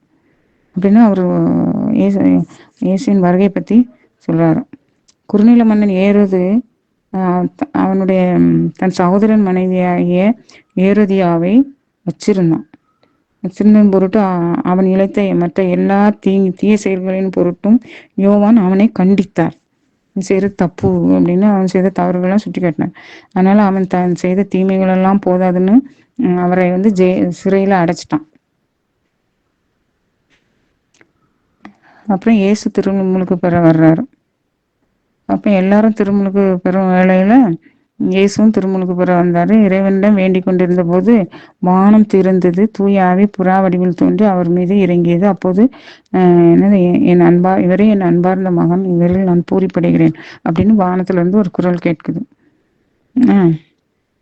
அப்புறம் இயேசுடைய மூதாதையர் பட்டியல். இயேசு அன்னை மரியாளிடம் பிறந்தார். அப்புறம் அன்னை மரியாள் யாரோ அப்படின்ட்டு வரிசையா அவங்கள தலைமுறை ஃபுல்லாவே சொல்லியிருக்கு. ஏன்னா அவர் யோசிப்பு ஏலியன் 3 மாத்தாத்து என்ன அவருடைய தலைமுறை பட்டியல் ஒரு 42 பட்டியல், 42 தலைமுறை சொல்லியிருக்கு மத்தேயுல. அதாவது ஆபிரகாம்ல இருந்து இங்கே கூட 14 தலைமுறை சொல்லியிருக்கு. ஆதாம்ல இருந்து இயேசுவின் பிறப்பு வரை அத்தனை தலைமுறை பட்டியலையும் குறிப்பிட்டிருக்கு. மாதா நான் கன்னி, அதுக்காக நான் கன்னியா இருக்கிறேன், கர்த்தர் என்னிடம் விரும்புவது என்ன. இயேசு சோதிக்கப்படுறாரு. எப்பவுமே இயேசு யோர்தான் நாட்டுல யோவான் ஸ்நானன்ட்ட திருமுழுக்கு எடுத்துட்டு வந்த அப்புறம் இயேசு என்ன செய்யற, தூய ஆவியால ஆட்கொள்ளப்படுறாரு. அப்போ யோர்தான் ஆற்றை விட்டு திரும்புறாரு. அப்புறம் அவர் தூய ஆவியானவரால் பாலை நிலத்திற்கு அழைத்து செல்லப்பட்டார். அங்க அவர் 40 நாள் அவர் நோன்பு இருந்தார். இந்த 40 நாள் முடிஞ்சதும் அவர் மிகவும் பசியிட்டார். 40 நாள் சாப்பிடாம இருந்தார்ல, அதனால 40 நாள் முடிஞ்சதும் அந்த ரொம்பவும் பசியிட்டார். அப்போ வந்து இதான் சமயம்னு இந்த அழகே அவர்ட்ட வந்து இயேசுகிட்ட சொல்லுது. நீ வந்து அ நீர் இறைமகன் என்றால் இந்த கல்லுக அப்பமாகும்படி கட்டளையிடும் அப்படின்னு சொல்லுது. சாத்தான் அவர சோதிக்குது. இந்த நீர் இறைமகன் தானே, இந்த கல்லெல்லாம் அப்பமாகும்படி கட்டளையிடும், அது அப்பமாயிரும், அதை சாப்பிடும் அப்படின்னு வந்து சொல்லுது. அப்படி சோதிக்குது சாத்தான். அப்போ அதுக்கு ஆண்டவர் மறுமொழியாக என்ன சொல்லுவார்னா, மனிதன் அப்பத்தினால் மட்டும் வாழ்வதில்லை. மனிதன் அப்பத்தினால் மட்டுமல்ல, கடவுளின் வாயிலிருந்து வரும் ஒவ்வொரு சொல்லினாலும் உயிர் வாழ்கிறான் என்று எழுதியுள்ளதே அப்படின்னு சொல்வாரு. அப்புறம் இந்த அழகை சாத்தான் அவரை வந்து உலகத்தின் அரசுகள் எல்லாத்தையும் அவரை ஒரு உயரமான இடத்திற்கு அழைத்து சென்று உலகத்தின் அரசுகள் எல்லாத்தையும் அவருக்கு காமிச்சு இது எல்லாம் என்கிட்ட ஒப்படைக்கப்பட்டிருக்கு. நீர் என்னை தெண்டனிட்டு வணங்கினால் நான் இதையெல்லாம் உமட்ட தருவேன் அப்படின்னு சொல்லுது. பாருங்க, யார்கிட்ட என்ன சொல்றதுங்க. ஆனா அதுக்கு கடவுள் இயேசு என்ன பதில் என்ன சொல்றாருப்பாங்க, உன் கடவுளாகிய ஆண்டவரை வணங்கி அவர் ஒருவருக்கே பணி செய்வாயாக. அது முன்னாடி உள்ள புத்தகத்துல உன் கடவுளாகிய ஆண்டவரை வணங்கி அவரையே ஆராதிப்பாயாக அப்படின்னு சொல்லியிருக்கோம். அப்படி சொல்றாரு. தேவன் ஒருத்தரே வணங்குறதுக்கும் ஆராதனைக்கும் உரியவர், அவரே மட்டுமே வணங்கணும் அப்படின்னு எழுதி உள்ளதே அப்படின்னு பைபிள் வசனத்தை வச்சு அவரும் பதில் சொல்லுவார். அப்புறம் அழகே அவரை எருசலேமுக்கு அழைச்சிட்டு போகுது. கோயிலின் உயர்ந்த பகுதியில் அவரை கொண்டு நிறுத்தி நீர் இறைமகன் என்றால் இங்கிருந்து கீழே குதியும் உம்மை பாதுகாக்கும்படியே கடவுள் அவர் தம்முடைய தூதர்களுக்கு உம்மை குறித்து கட்டளையிடுவார் என்றும் உமது கால் கல்லில் மேல் மோதாதபடி அவர்கள் தங்கள் கைகளால் உம்மை தாங்கிக் கொள்வார்கள் என்றும் மறைநூலில் எழுதியுள்ளது அப்படின்னு சொல்லுது. அதுக்கு இயேசு அதுகிட்ட சொல்வாரு, உன் கடவுளாகிய ஆண்டவரை சோதியாதே என்றும் எழுதியுள்ளது அப்படின்னு சொல்லுவாரு. அது பைபிள்ல எழுதியிருக்குது. அதைதான் சொல்லுது. பேய்க்கு சாத்தானுக்கு கூட பைபிள்ல உள்ள வசனம் அவளும் அத்துக்குடியா இருக்கு. அதை வச்சே ஆண்டவரை சோதிக்குது. அதே மாதிரி ஆண்டவரும் பைபிள்ல என்ன எழுதியிருக்குங்கிறத வச்சே பதில் சொல்லிடுவாரு. உடனே சாத்தான் வந்து அதோட இந்த சோதனையெல்லாம் முடிஞ்சோடனே அவரை விட்டு அகன்றது. குறிப்பிட்ட காலம் வரும் வரையும் அவரை விட்டு அகன்றதுன்றது. அப்புறம் சாத்தான் ஓடி போயிடுவான்.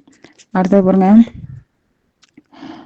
கலிலேயாவில் பணி தொடங்குது. இயேசு வந்து என்ன செய்யற, தூய ஆவியுடைய வல்லமை உடையவராய் கலிலேயாவுக்கு திரும்பி போனார். அவரை பற்றிய பேச்சு எல்லா இடமும் பரவிட்டான். அவர் அங்குள்ள தொழுகை கூடங்கள்ல அங்கே போதித்து வந்தார். எல்லாருமே அவரை பற்றி பெருமையாக பேசுறாங்களாம். அப்புறம் நாசரேத்தில் இயேசு. இப்போ நாசரேத்தில் இயேசு பாருங்க, அவர் தாம் வளர்ந்த ஊராகி நாசரேத்துக்கு வந்தார் ஒரு நாள். அப்போ தமது வழக்கத்தின்படியே ஓய்வு நாள்ல தொழுகை கூடத்துக்கு சென்று வாசிக்க எழுந்தார். அப்போ இறைவாக்கினர் எசாயாவின் எழுதிய ஏட்டுச்சுருள் அவர்கிட்ட கொடுக்கப்படுது. அவர் அதை எடுத்து வாசிக்கிறார். வாசித்து அதில் பின்வரும் பகுதிகள் காணப்படுது, அதை வாசிக்கிறார்.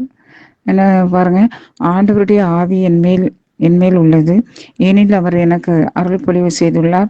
ஏழைகளுக்கு நற்செய்தி அறிவிக்கவும், சிறைப்பட்டோர் விடுதலை அடைவர், பார்வையற்றோர் பார்வை பெறுவர் என முழக்கமிடவும், ஒடுக்கப்பட்டோரை விடுதலை செய்து அனுப்பவும், ஆண்டவர் அருள் தரும் ஆண்டினை முழக்கமிட்டு அறிவிக்கவும் அவர் என்னை அனுப்பியுள்ளார் அப்படின்னு வாசித்தார்.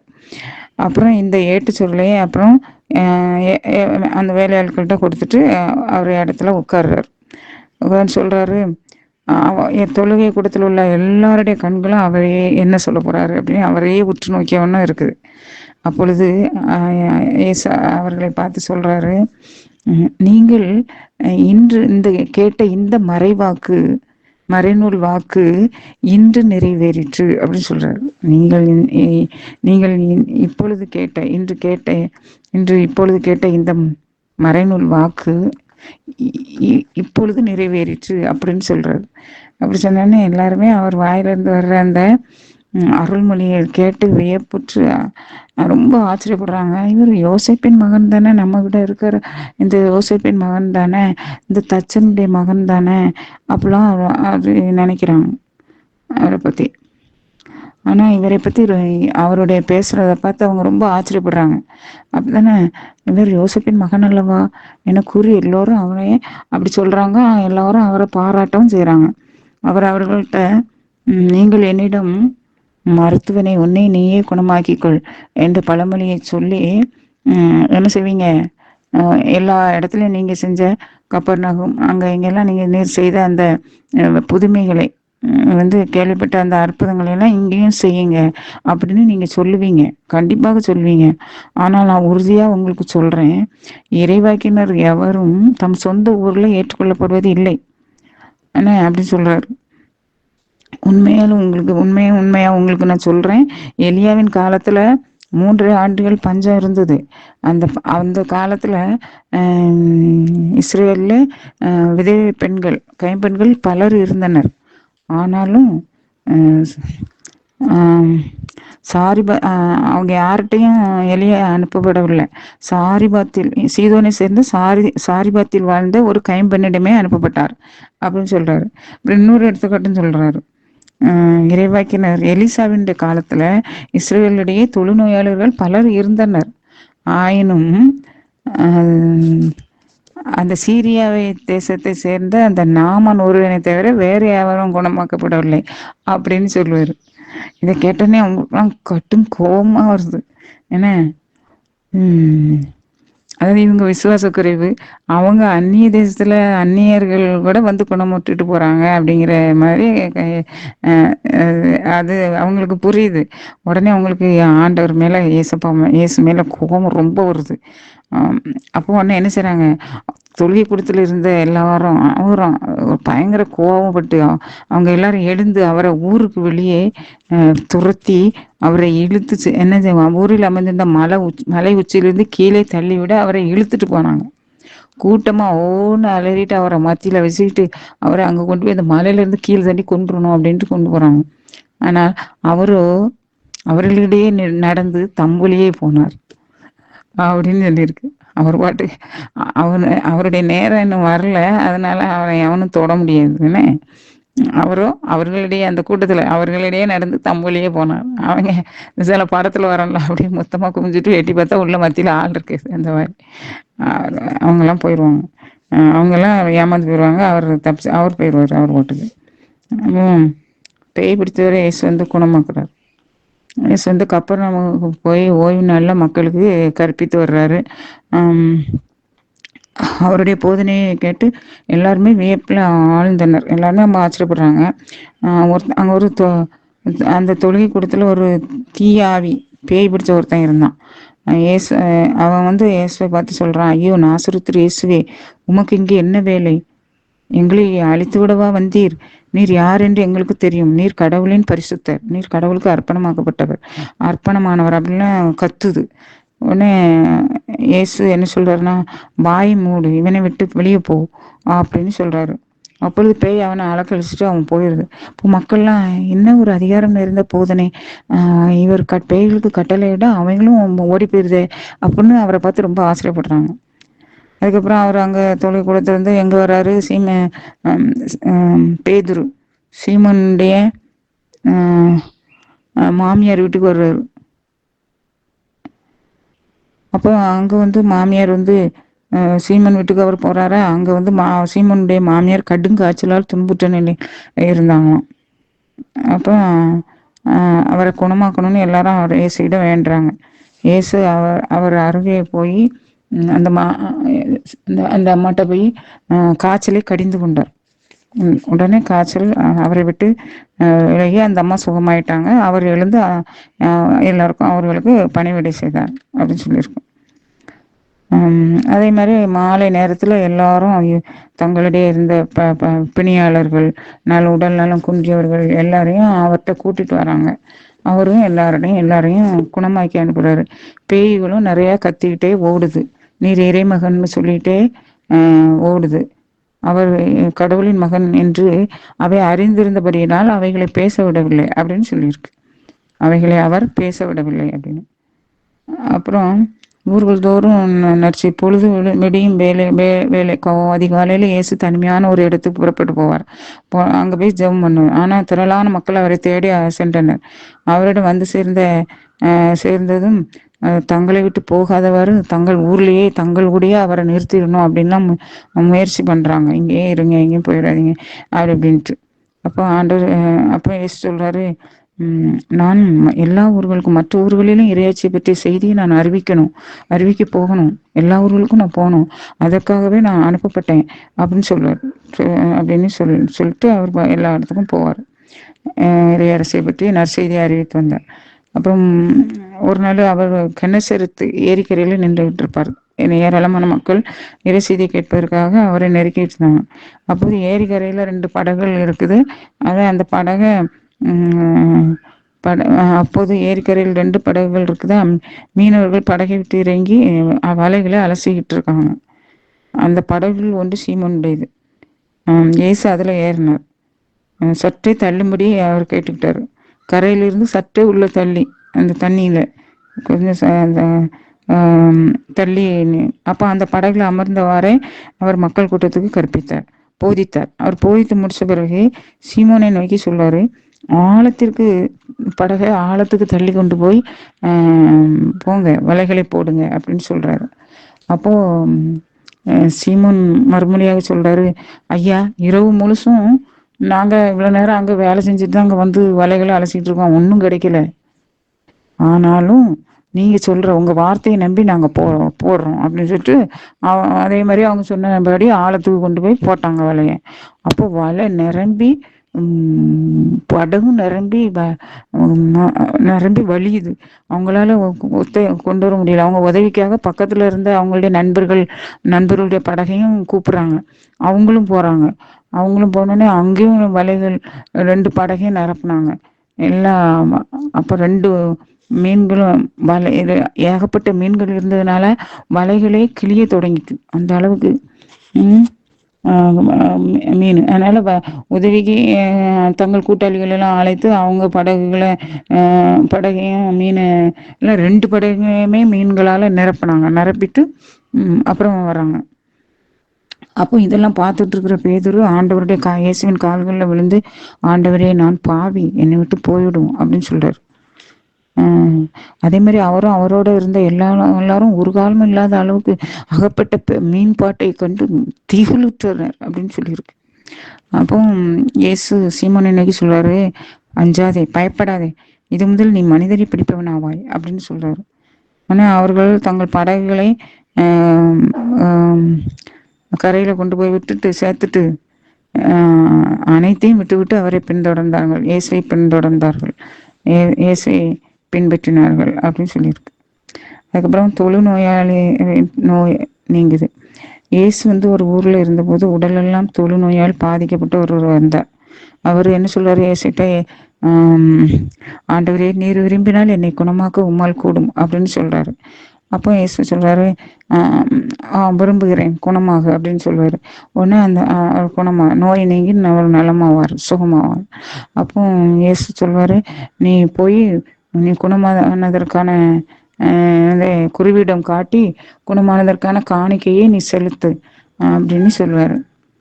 மோசே கட்டளையிடும் காணிக்கையை செலுத்தும், நீர் குணமடைந்துள்ளீர் என்பதற்கு இதுவே அடையாளம் அப்படின்னு சொல்லுவாரு. அப்படின்னு ஏசப்பா கட்டளையிட்டு அனுப்புறாரு. ஆனா இதை வேற யார்ட்டையும் சொல்ல வேண்டாம் அப்படின்னு சொல்றாரு. ஆனா அவரை இயேசுவை பற்றிய செய்தி இன்னும் மிகுதியா எல்லா இடமும் பரவிட்டு எல்லாரும் நலம் பெறுறதுக்கும் அவர் பேசுறதை கேட்கவும் அவரை தேடி வந்தாங்க. அவரும் ஆள் நடமாட்டம் இல்லாத இடங்களுக்கு சென்று தனியாக இறைவனை வேண்டி வந்தார். ஜெபம் பண்றது போவார். அப்புறம் முடக்குவாதம் முற்றவனை குணப்படுத்துறாரு. ஒரு நாள் இயேசு கலிலேய பகுதிகளில் எல்லா ஊர்களிலிருந்து எருசலேமிலிருந்து வந்திருந்த பரிசேயர், திருச்சட்ட ஆசிரியர்கள் எல்லாரும் அமர்ந்திருக்காங்க. இயேசு கற்பித்து கொண்டு இருந்தார். அங்க அப்படி பரிசேயர், சதிசேயர், திருச்சட்ட வல்லுனர் எல்லாரும், மறைநூல் வல்லுநர்கள் எல்லாரும் இருக்காங்க. அப்பொழுது முடக்குவாதம்ட்ட ஒருத்தனை கட்டிலோட தூக்கிட்டு வராங்க. அப்போ அவரை இயேசுவின் முன்னாடி கொண்டு வர்றோம். அவர் வந்து ஒரு வீட்டில் போதித்துக்கிட்டு இருக்கிறாரு என்ன, அவரை இயேசு ஒரு இடத்துல. அப்போ அவரை இயேசுவின் முன் கொண்டு வரணும் அந்த முடக்குவாதம் விட்டவனை அப்படின்னு முயற்சி பண்ணுறாங்க. அப்போ கூட்டம் அதிகமாக இருந்ததுனால உள்ளே போக முடியல. உடனே அவங்க மேலே மேலே கூரையை பிரிச்சுட்டு அந்த கூரை வழியாக கட்டிலோடு அவனை கீழே இறக்குறாங்க இயேசுவின் முன்னாடி. இயேசு அவர்களுடைய விசுவாசத்தை கண்டு ஆச்சரியப்பட்டு வியந்து அந்த ஆளை நோக்கி சொல்றாரு, அந்த நோயற்றவனை, முடக்குவாதம் மட்டும் அந்த மனிதனை நோக்கி சொல்றாரு, மகனே உன் பாவங்கள் மன்னிக்கப்பட்டன அப்படின்னு சொல்றாரு. உடனே சுற்றி இருந்தவங்க எல்லாம் அந்த பரிசேயர் மறைநூல் இவங்கெல்லாம் கடவுள் ஒருவரை தவிர பாவங்களை மன்னிக்க வல்லமையுடையது யாரு இதுன்னு இப்படி சொல்றாரு. கடவுள் மட்டுமின்றி பாவங்களை மன்னிக்க வேற யாரால முடியும், வேற யார் மன்னிக்க கூடும் அப்படின்னு பேச அவர்கள் மனதில் ஓடுற எண்ணங்களை அறிஞ்சிட்டு அவங்கள பார்த்து சொல்றாரு, நீ என்னை பார்த்து உன் பாவங்கள் உனக்கு மன்னிக்கப்பட்டன என்பதா, எது எளிது, உன் பாவங்கள் உனக்கு மன்னிக்கப்பட்டன என்பதா அல்லது எழுந்து நட என்று சொல்வதா, எது எளிது? மண்ணுலகில் பாவங்களை மன்னிக்க மனுமகனுக்கு அதிகாரம் உண்டு என்பதை நீங்கள் உணருமாறு அப்படின்னு சொல்லி அவனை, நீ எழுந்து உன் கட்டிலை படுக்கையை தூக்கி கொண்டு நீ வீட்டுக்கு செல், வீட்டுக்கு போம்பாரு. அவன் எல்லாருக்கும் முன்னாடியே எழும்பி படுக்கையை தூக்கிட்டு இந்த வீட்டுக்கு போவான். ஆனால் இதை பார்த்து எல்லா ஜனங்களும் ரொம்ப ஆச்சரியப்படுவாங்க. இன்னைக்கு ரொம்ப பெரிய அதிசயமானவங்ககிட்ட கண்டோம் அப்படிலாம் ரொம்ப ஆச்சரியப்பட்டு பேசிடுவாங்க. அவர் விட்ட புகழ் எல்லா இடமும் பரவிட்டு. அப்போ அதுக்கப்புறம் லேவி அழைக்கிறாரு. சுங்கு சாவடியில் அவர் அமர்ந்திருப்பார் லேவி, என்ன மத்தை என்ன லேவி. அவரை அவரிடம் என்னை பின்பற்றி வா அப்படின்னு சொல்லுவார். அவரை எல்லாத்தையும் விட்டுட்டு இயேசுவை பின்பற்றி சொல்கிறாரு. அப்போ அவர் வீட்டில் ஒரு பெரிய விருந்து வைக்கிறாரு. அப்போ இயேசுவோட சேர்ந்து நிறைய பேர், நிறைய ஆயக்காரர்களும் நிறைய மக்களும் போய் பந்தியில் இருக்கிறாங்க. அப்போ அந்த பரிசேயர்கள் அப்படி பின்னாடியே போவாங்களே, அவருக்கு துணைக்கு போவாங்கன்னு நினைக்கல. இயேசுவை குற்றம் கண்டுபிடிக்கணும், வார்த்தையில் பிடிக்கணும் அப்படிங்கிற மாதிரி காரியங்களுக்காண்டி அவருக்கு காவலாக போயிட்டே இருப்பாங்க. கல்லறை வரைக்கும் காவலுக்கு போனவனும் இல்லை. அப்போ அவரு அவங்க வந்து மற்ற வீட்டில் எல்லாரும் இப்படி சாப்பிட்டுட்டு இருக்கிறத விருந்து இருக்கிறத பார்த்தோன்னே அங்கே இருக்கிற இவங்க பரிசேயர்கள் சரிசேயர்கள் இவங்க இந்த இயேசுடைய சீடர்களை பார்த்து கேட்குறாங்க, என்ன இவர் அவர் வந்து பாவிகளோடும் பாவிகளோடும் சேர்ந்து நீங்கள் உண்பது ஏன், உண்பதும் குடிப்பது ஏன் அப்படின்னு கேட்குறாங்க. என்ன அவங்க முணுமுணுக்கிறாங்க. முணுமுணுத்து இயேசுவின் சீடர்களிடம், நீங்கள் என்ன பாவிகளோடும் ஆயக்காரர்களோடும், அதாவது வரிதண்டுபவர்கள் அவங்களோட சேர்ந்து உண்பதும் குடிப்பதும் ஏன் அப்படின்னு கேட்குறாங்க. அதுக்கு அதாவது சீடர்களை பார்த்து கேட்குறாங்க, இயேசுவை பார்த்து கேட்க பயம். அப்போது சீடர்களுக்கு பதிலாக இயேசு பதில் சொல்கிறாரு. இயேசு என்ன சொல்கிறாரு, மருத்துவன் நோய் அற்றவருக்கு அல்ல, நோயுற்றவருக்கே தேவை. நோயில் இருக்கிறவங்க தான் மருத்துவர் தேவை அப்படின்னு சொல்றாரு. நேர்மையாளர்களே அல்ல, பாவிகளையே மனம் மாற அழைக்க வந்தேன் என்றார் இயேசு.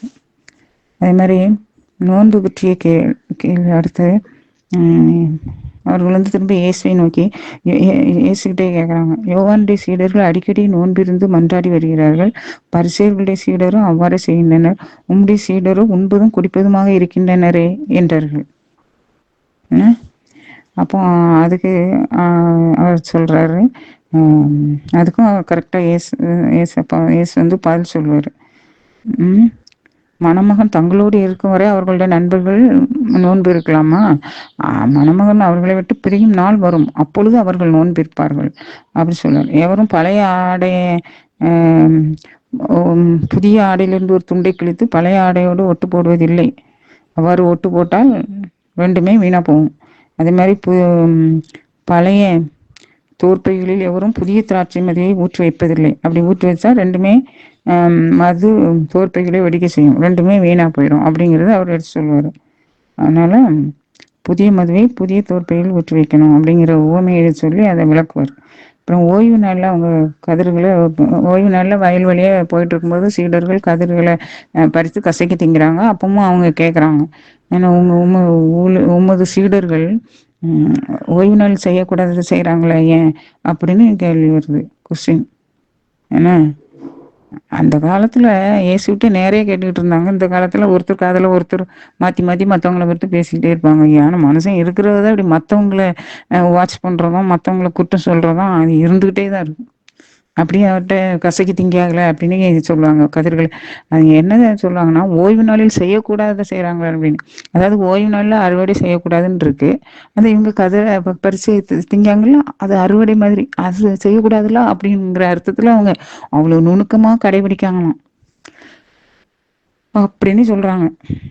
உடனே ம் அவங்களுக்கு சொல்லுவார். பசியால் இருந்தபோது தாவீது செய்தத நீங்க கேள்விப்பட்டது இல்லையா?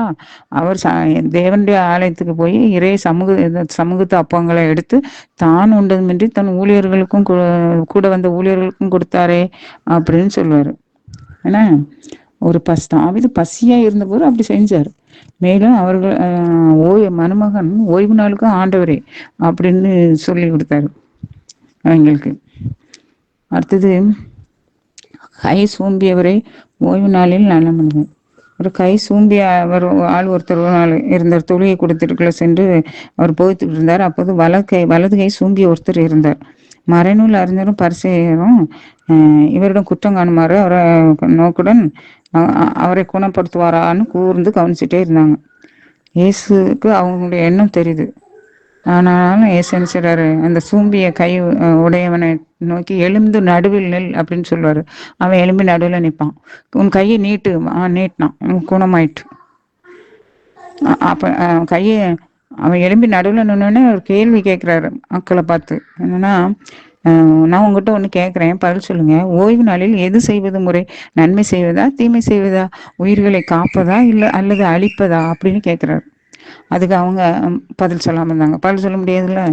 அவர்களுடைய கடின உள்ளம். அத பார்த்துட்டு இயேசு என்ன செய்றாரு, கைய நீட்டுன்னு சொல்றாரு. கைய நீட்டுவான். அது நல்ல குணமாயிரும்.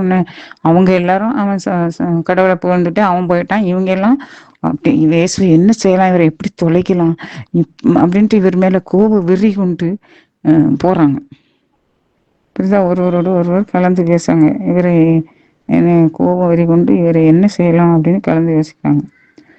அதாவது கர்த்தர் தூய ஆவியால் நிறைந்தவர். அவர் ஒரு எல்லாருக்கும் தகப்பன்கிறதுனால தேவனுடைய பொறுமையோடும் அன்போடையும் தயையோடையும் கிருபையோடையும் இந்த ஒரு கேள்வியை கேட்கிறாரு. அப்பமாவது அவங்க கடின உள்ளம் உடையாதா? நல்ல புத்தி வராதா? நன்மை செய்யலாம் ஆண்டவரே செய்யுங்க, தீமை தான் செய்யக்கூடாது அப்படின்னு சொல்லதுக்கு வாய் வரல.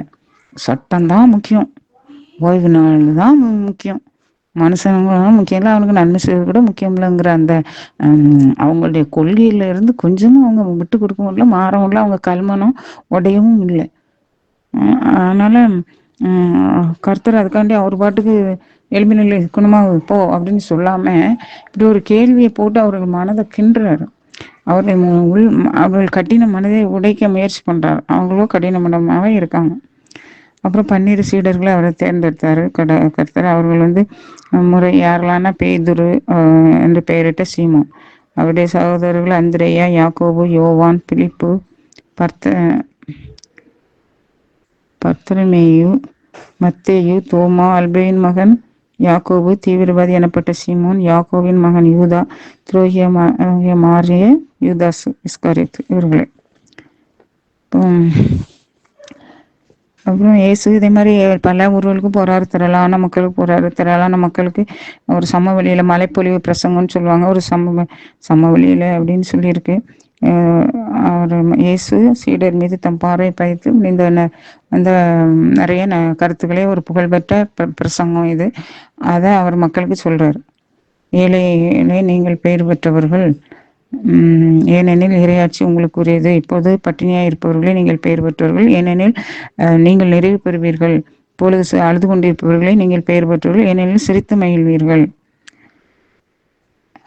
அப்படின்னு அந்த மாதிரி அவருடைய அந்த பிரசங்கம் போகும். அதாவது அந்த பிரசங்கம் உலகத்தில் உள்ள அந்த துன்பம், பசி, பட்டினி, வேதனைகள், அந்த உலக கஷ்டங்கள், எல்லாத்துக்குமே ஒரு பொருள், அர்த்தம் சொல்றது போல அது அர்த்தத்தை சொல்லி தரும். அர்த்தம் சொல்வது போல அது விளங்கும். ஏன்னா மக்கள், மனிதர்கள் மானிட மகன் பொருட்டு உங்களை வெறுத்து ஒதுக்கி உங்களை பொல்லாதவர் என்று இகழ்ந்து தள்ளிவிடும் பொழுது நீங்கள் பெயர் பெற்றவர்கள். அந்நாளில் துள்ளி அகமகிழ்ந்து கொண்டாடுங்கள், ஏனெனில் விண்ணுலகில் உங்கள் கைமாறு மிகுதியாக அம்பலாம்னு சொல்லுவார். அதுக்கப்புறம் செல்வர்களே உங்களுக்கு ஐயோ கேடு, ஏனெனில் நீங்கள் எல்லாம் அனுபவித்து விட்டீர்கள். இப்பொழுது உண்டு கொளுத்திருப்போரே உங்களுக்கு ஐயோ கேடு, ஏனெனில் பட்டினி கிடைப்பீர்கள். இப்பொழுது சிரித்து இன்புறுவோரே உங்களுக்கு ஐயோ கேடு, ஏனெனில் துயருற்று அழுவீர்கள் அப்படிலாம் சொல்றாரு. அப்புறம் பகைவரிடம் அன்பு காட்டணும் அப்படின்னு சொல்றாரு. பகைவரிடம் அன்பு காட்டுங்கள். உங்களுக்கு அன்பு செய்யறவங்களுக்கு நீங்க அன்பு செஞ்சா என்ன பண்ண முடியும்? பகைவர்களுக்கும் அன்பு செய்யுங்க. உங்களுக்கு திருப்பி தர முடியாதவங்களுக்கு அன்பு செய்யுங்கள், அவங்களுக்கு நன்மை செய்யுங்கள் அப்படிலாம் நிறைய சொல்லி தர்றாரு. நீங்கள் உங்கள் பகைவரிடம் அன்பு செலுத்துங்கள், அவர்களுக்கு நன்மை செய்யுங்கள், திரும்ப கிடைக்கும்னு எதிர்பார்க்காம செய்யுங்க. அப்படிலாம் செய்யும்போது உங்க கடவுள்கிட்ட இருந்து உங்களுக்கு திரும்ப கிடைக்கும். உங்கள் வான தந்தை இரக்கமுள்ளவர்களாக இருப்பது போல நீங்களும் இரக்கமுள்ளவராக இருங்கள் அப்படின்னு சொல்றாரு. இப்போ மற்றவங்க அதே மாதிரி தீர்ப்பிடாதீங்க, யாரையும் குற்றவாளிகளாக தீர்ப்பிடாதீர்கள், அப்பொழுது நீங்களும் தீர்ப்புக்கு உள்ளாக மாட்டீர்கள் அப்படின்னு சொல்லி கொடுக்குறாரு. அப்புறம் கொடுங்கள், அப்பொழுது உங்களுக்கு கொடுக்கப்படும். அமுக்கி குலுக்கி சரிந்து விழும்படி நன்றாய் அளந்து உங்கள் மடியில் போடுவார்கள். ஏன்னா நீங்கள் எந்த அளவையால் அழைக்கிறீர்களோ அதே அளவையால் உங்களுக்கு அளக்கப்படும் அப்படின்னு சொல்றாரு. மேலும் இயேசு பார்வையற்ற ஒருத்தருக்கு வழிகாட்ட முடியுமா? ரெண்டு பேருமே கீழே விழ மாட்டாங்களா? நீங்கள் உங்கள் கண்ணில் இருக்கிற மரக்கட்டையை பார்க்காமல் உன் சகோதரனுடைய கண்ணில் இருக்க துரும்பை எடுக்க முயற்சிப்பது ஏன்? அதை கவனிப்பது ஏன் அப்படின்னு கேட்கிறார். முதல்ல உங்க கண்ணில் இருக்க மரக்கட்டையை எடுத்து தூர போடுங்க, அப்போது நல்லா கண்ணு தெரியும். அப்போது நீங்க அடுத்த கண்ணில் இருக்க தூசிய எடுத்து போடலாம் அப்படின்னு சொல்லி. அப்புறம் மரமும் கனியும், கெட்ட கனி தரும் நல்ல மரம் இல்லை, நல்ல கனி தரும் கெட்ட மரம் இல்லை, ஒவ்வொரு மரமும் அதனதன் கனியாலேயே அறியப்படும் அப்படின்னு சொல்றாரு. நல்லவர் தன் உள்ளமாகிய கருவூலத்திலிருந்து நல்லவற்றை எடுத்து கொடுப்பார், தீயவரோ தீயது நின்று தீயவற்றை எடுத்து கொடுப்பார் அப்படின்னு. அது மாதிரி இருவகை அடித்தளம். நான் சொல்வதை செய்யாமல் என்னை ஆண்டவரே ஆண்டவரே என்று கூப்பிடுகிறீர்கள். சும்மா ஆண்டவரே ஆண்டவரேன்னு கூப்பிடுறதுல அர்த்தம் இல்லை. என்னிடம் வந்து என் வார்த்தைகளை கேட்டு அவற்றின்படி செயல்படும் யாவரும் யாருக்கு ஒப்பாவார்கள்னு நான் சொல்றேன் அப்படின்னு சொல்லி, அவன் என் சொல் கேட்டு நடக்கிறவன், என்னுடைய வார்த்தைகளை கேட்டு அதன்படி நடப்பவன் எதற்கு சமம்னா, அவன் ஆழமாய் குழி தோண்டி பாறையின் மீது அடித்தளம் அமைத்து வீடு கட்டிய ஒருவருக்கு ஒப்பாவான். வெள்ளம் அதன் மேல் ஆராய் பெருக்கெடுத்து அந்த வீட்டின் மேல் மோதியும் அதை அசைக்க முடியவில்லை, ஏனென்றால் அது நன்றாய் கட்டப்பட்டிருந்தது.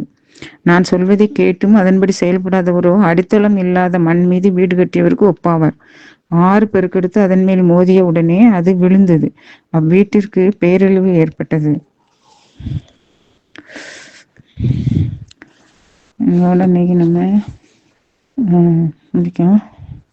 அடுத்து ஜபம்.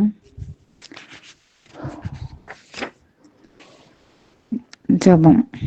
பெண்களுக்குள் நீர் ஆசீர் பெற்றவர், உம் வயிற்றில் வளரும் குழந்தையும் ஆசீர் பெற்றதே. என் ஆண்டவரின் தாய் என்னிடம் வர நான் யார்? நான் வாய்ப்பு பெற்றது எப்படி அப்படின்னு முன்னாடி இருக்கும்.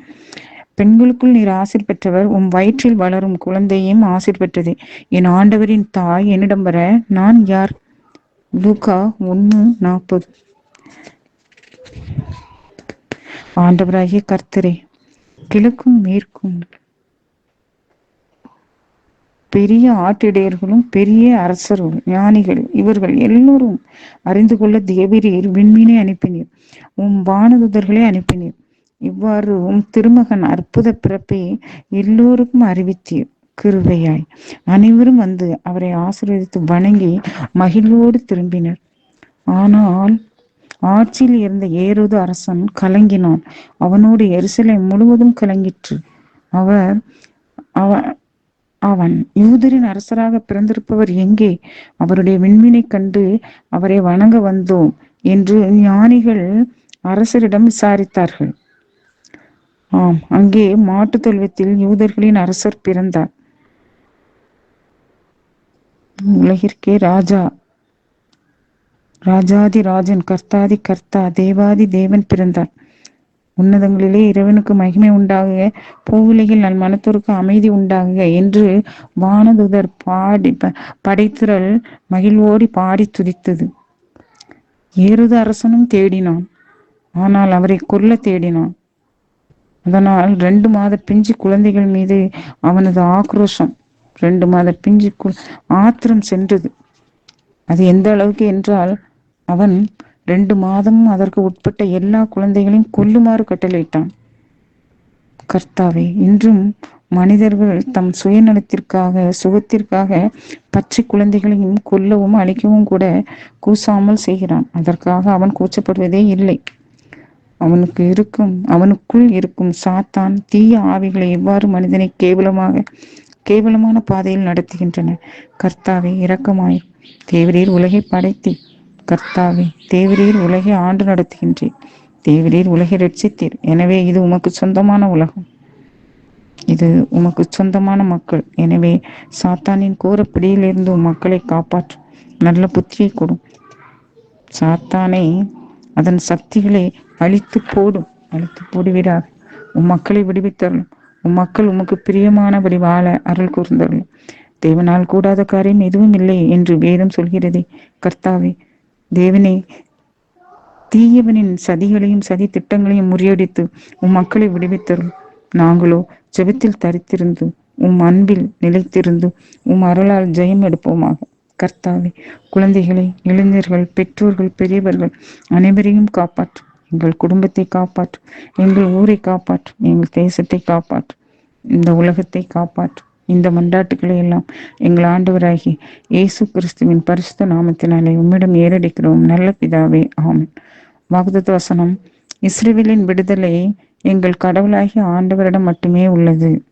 எரேமியா 3:23.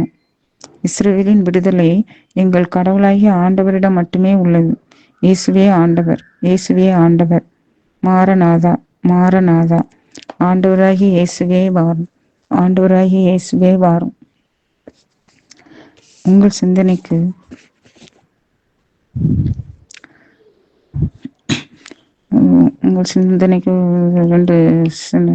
ஒரு சில சிறிய கருத்துக்களை சொல்லலாம்னு பார்க்குறேன். சின்னது. ஏசப்பா, உலகம் உங்களுக்கு முன்னாடி ரொம்ப சின்னது. மேலும் இன்று போக்குவரத்து, ஊடக வளர்ச்சி, தொழில்நுட்ப வளர்ச்சியினால் மிகவும் சுருங்கித்தான் போய்விட்டது கர்த்தாவே. ஆனால் அதன் தீமைகளோ, தீய எண்ணங்களும் சுயநலங்களும் எவ்வளவாய் பெருகி போய்விட்டன. தேவனே, உமது சினத்தை அவை தூண்டி எழுப்பத்தான் செய்கின்றன, உண்மை. ஆயினும் கர்த்தாவே, இவர்கள் அறியா பிள்ளைகள், இந்த டெக்னாலஜி உலகத்தில் சிக்கி தவிக்கிறவர்கள், பாவம். அதனால் உம் மக்களை பொறுத்துக்கொள்ளும் பிளீஸ் ஏசப்பா. இவர்களுக்காகத்தானே நீர் சிந்திய இரத்தம், திருப்பாடுகள், திருமரணம், உமது கண்ணீர், இவை யாவற்றையும் நினைவு கூர்ந்தார். உமது மன்னிப்பு, உமது பேரன்பு, இவற்றின் முன்னால் இவர்கள் தூசி, ரொம்ப சின்னவர்கள். இந்த உலகம் ரொம்ப சின்னது ஏசப்பா. கர்த்தாவே, oh God, you are great and only you are great. அடுத்து முழந்தாளிட்டவன். முஸ்லிம் மக்கள் பலர் டூர் போனாங்க. வழியில் ஓரிடத்தில் இரவு தங்கினார்கள். அதிகாலை 3 மணி. எல்லாரும் எழுந்து தொழுகை செய்யணும். களைப்பில் அனைவரும் அயர்ந்து உறங்கி விட்டாங்க. ஒரு தகப்பனும் அவரது மகனும், சிறுவன் மட்டும் விழித்து கொண்டார்கள். தொழுகை செய்தார்கள். இடையில் மகன் திடீரென்று சொன்னான், அப்பா, இவர்களை பாருங்கள், இவர்கள் கவலை இல்லாமல் தூங்கி கொண்டிருக்கிறார்கள். நம்மை போல எழும்பி தொழுகை செய்யவில்லை என்றான். அப்பா சொன்னார், அவர்களை குறை சொல்கிறாய். தொழுகையின் ஊடே கவனக்குறைவாக இருக்கிறாய். 1, நீ விழித்திருந்தும் தொழுகையில் கவனம் இல்லாமல் இருக்கிறாய். 2, அவர்களை குறை சொல்கிறாய். 3, இப்படி 3 பாவங்கள் உனக்கு. அவர்களோ தூங்கிவிட்டார்கள். அந்த ஒரு பாவம்தான் அவர்களுக்கு. எனவே தொழுகையில் கவனம் செலுத்து என்றார். இப்படித்தான் அநேக சபையில் அநேக பக்திமான்கள் நன்கு ஜெபம் செய்கிறார்கள், பைபிள் வாசிக்கிறார்கள், விளக்கம் சொல்கிறார்கள். ஆனால் அத்தோடு பக்கத்து சபையை, தேவதாய், அன்னை மரியாளை, அவளை நேசிக்கும் பக்தர்களை கடுமையாக, மிக ஆர்வமாக விமர்சனம் செய்கிறார்கள், அந்த சிறுவனை போல.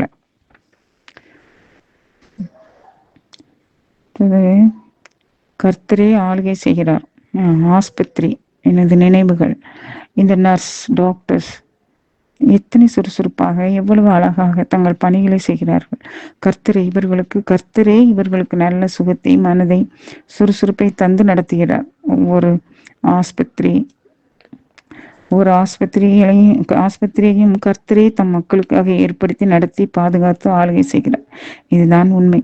நம் உடலில் கூட ஒவ்வொரு பகுதியும், ஒவ்வொரு சிஸ்டம், நரம்பு மண்டலம், இரத்த ஓட்ட மண்டலம், ஜீரண மண்டலம், எக்ஸெட்ரா, கர்த்தரே பாதுகாக்கிறார், ஆளுகை செய்கிறார். நமது குடும்பத்தை, உறுப்பினர்களை, பள்ளிகளை, உறுப்பினர்களை, தலைவர்களை, காவல் வீரர்களை, நம்ம ஓரிடத்திலிருந்து இன்னொரு இடம் தூக்கி செல்லும் ஏஞ்சல்ஸ் போன்ற எல்லாவித ஓட்டுநர்களையும், நமக்கு துணி தைத்து தருபவர்களையும், செருப்பு தைத்து நடக்க செய்பவர்களையும் கூட, துப்புரவு பணியாளர்கள் அனைத்தையும் கர்த்தரே பாதுகாக்கின்றார். கர்த்தரே ஆளுகை செய்கின்றார். கர்த்தரே நடத்துகின்றார். நமக்காகவே. நாம் ஒன்றுமில்லை. கர்த்தரே பெரியவர்.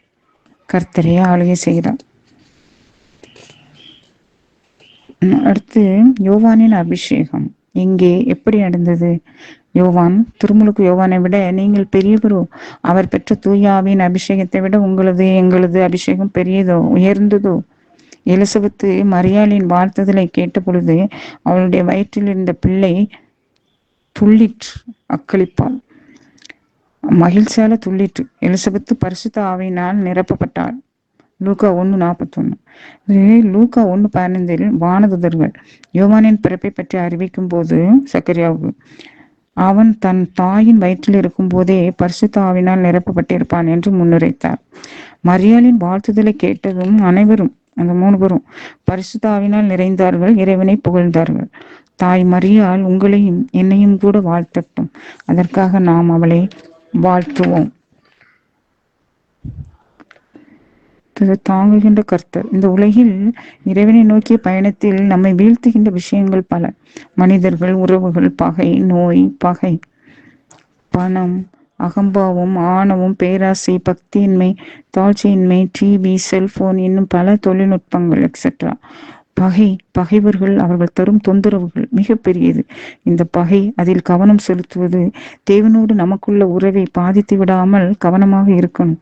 பகைப்பவர்கள் செய்யும் கொடுமையை விட நமக்கு இதுவே பெரிய கொடுமை. நாம் அமைதியாக இருந்தால் தேவன் செயல்படுவார்.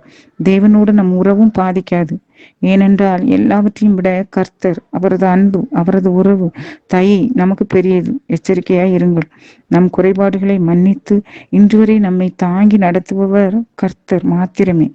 நம்மை வீழ்த்துகின்ற விஷயங்கள் எவ்வளவு இருந்தாலும் அஞ்சாதீர்கள். நம்மை தாங்குகின்ற கர்த்தர் நமக்கு உண்டு. ஆமென். கர்த்தருக்கு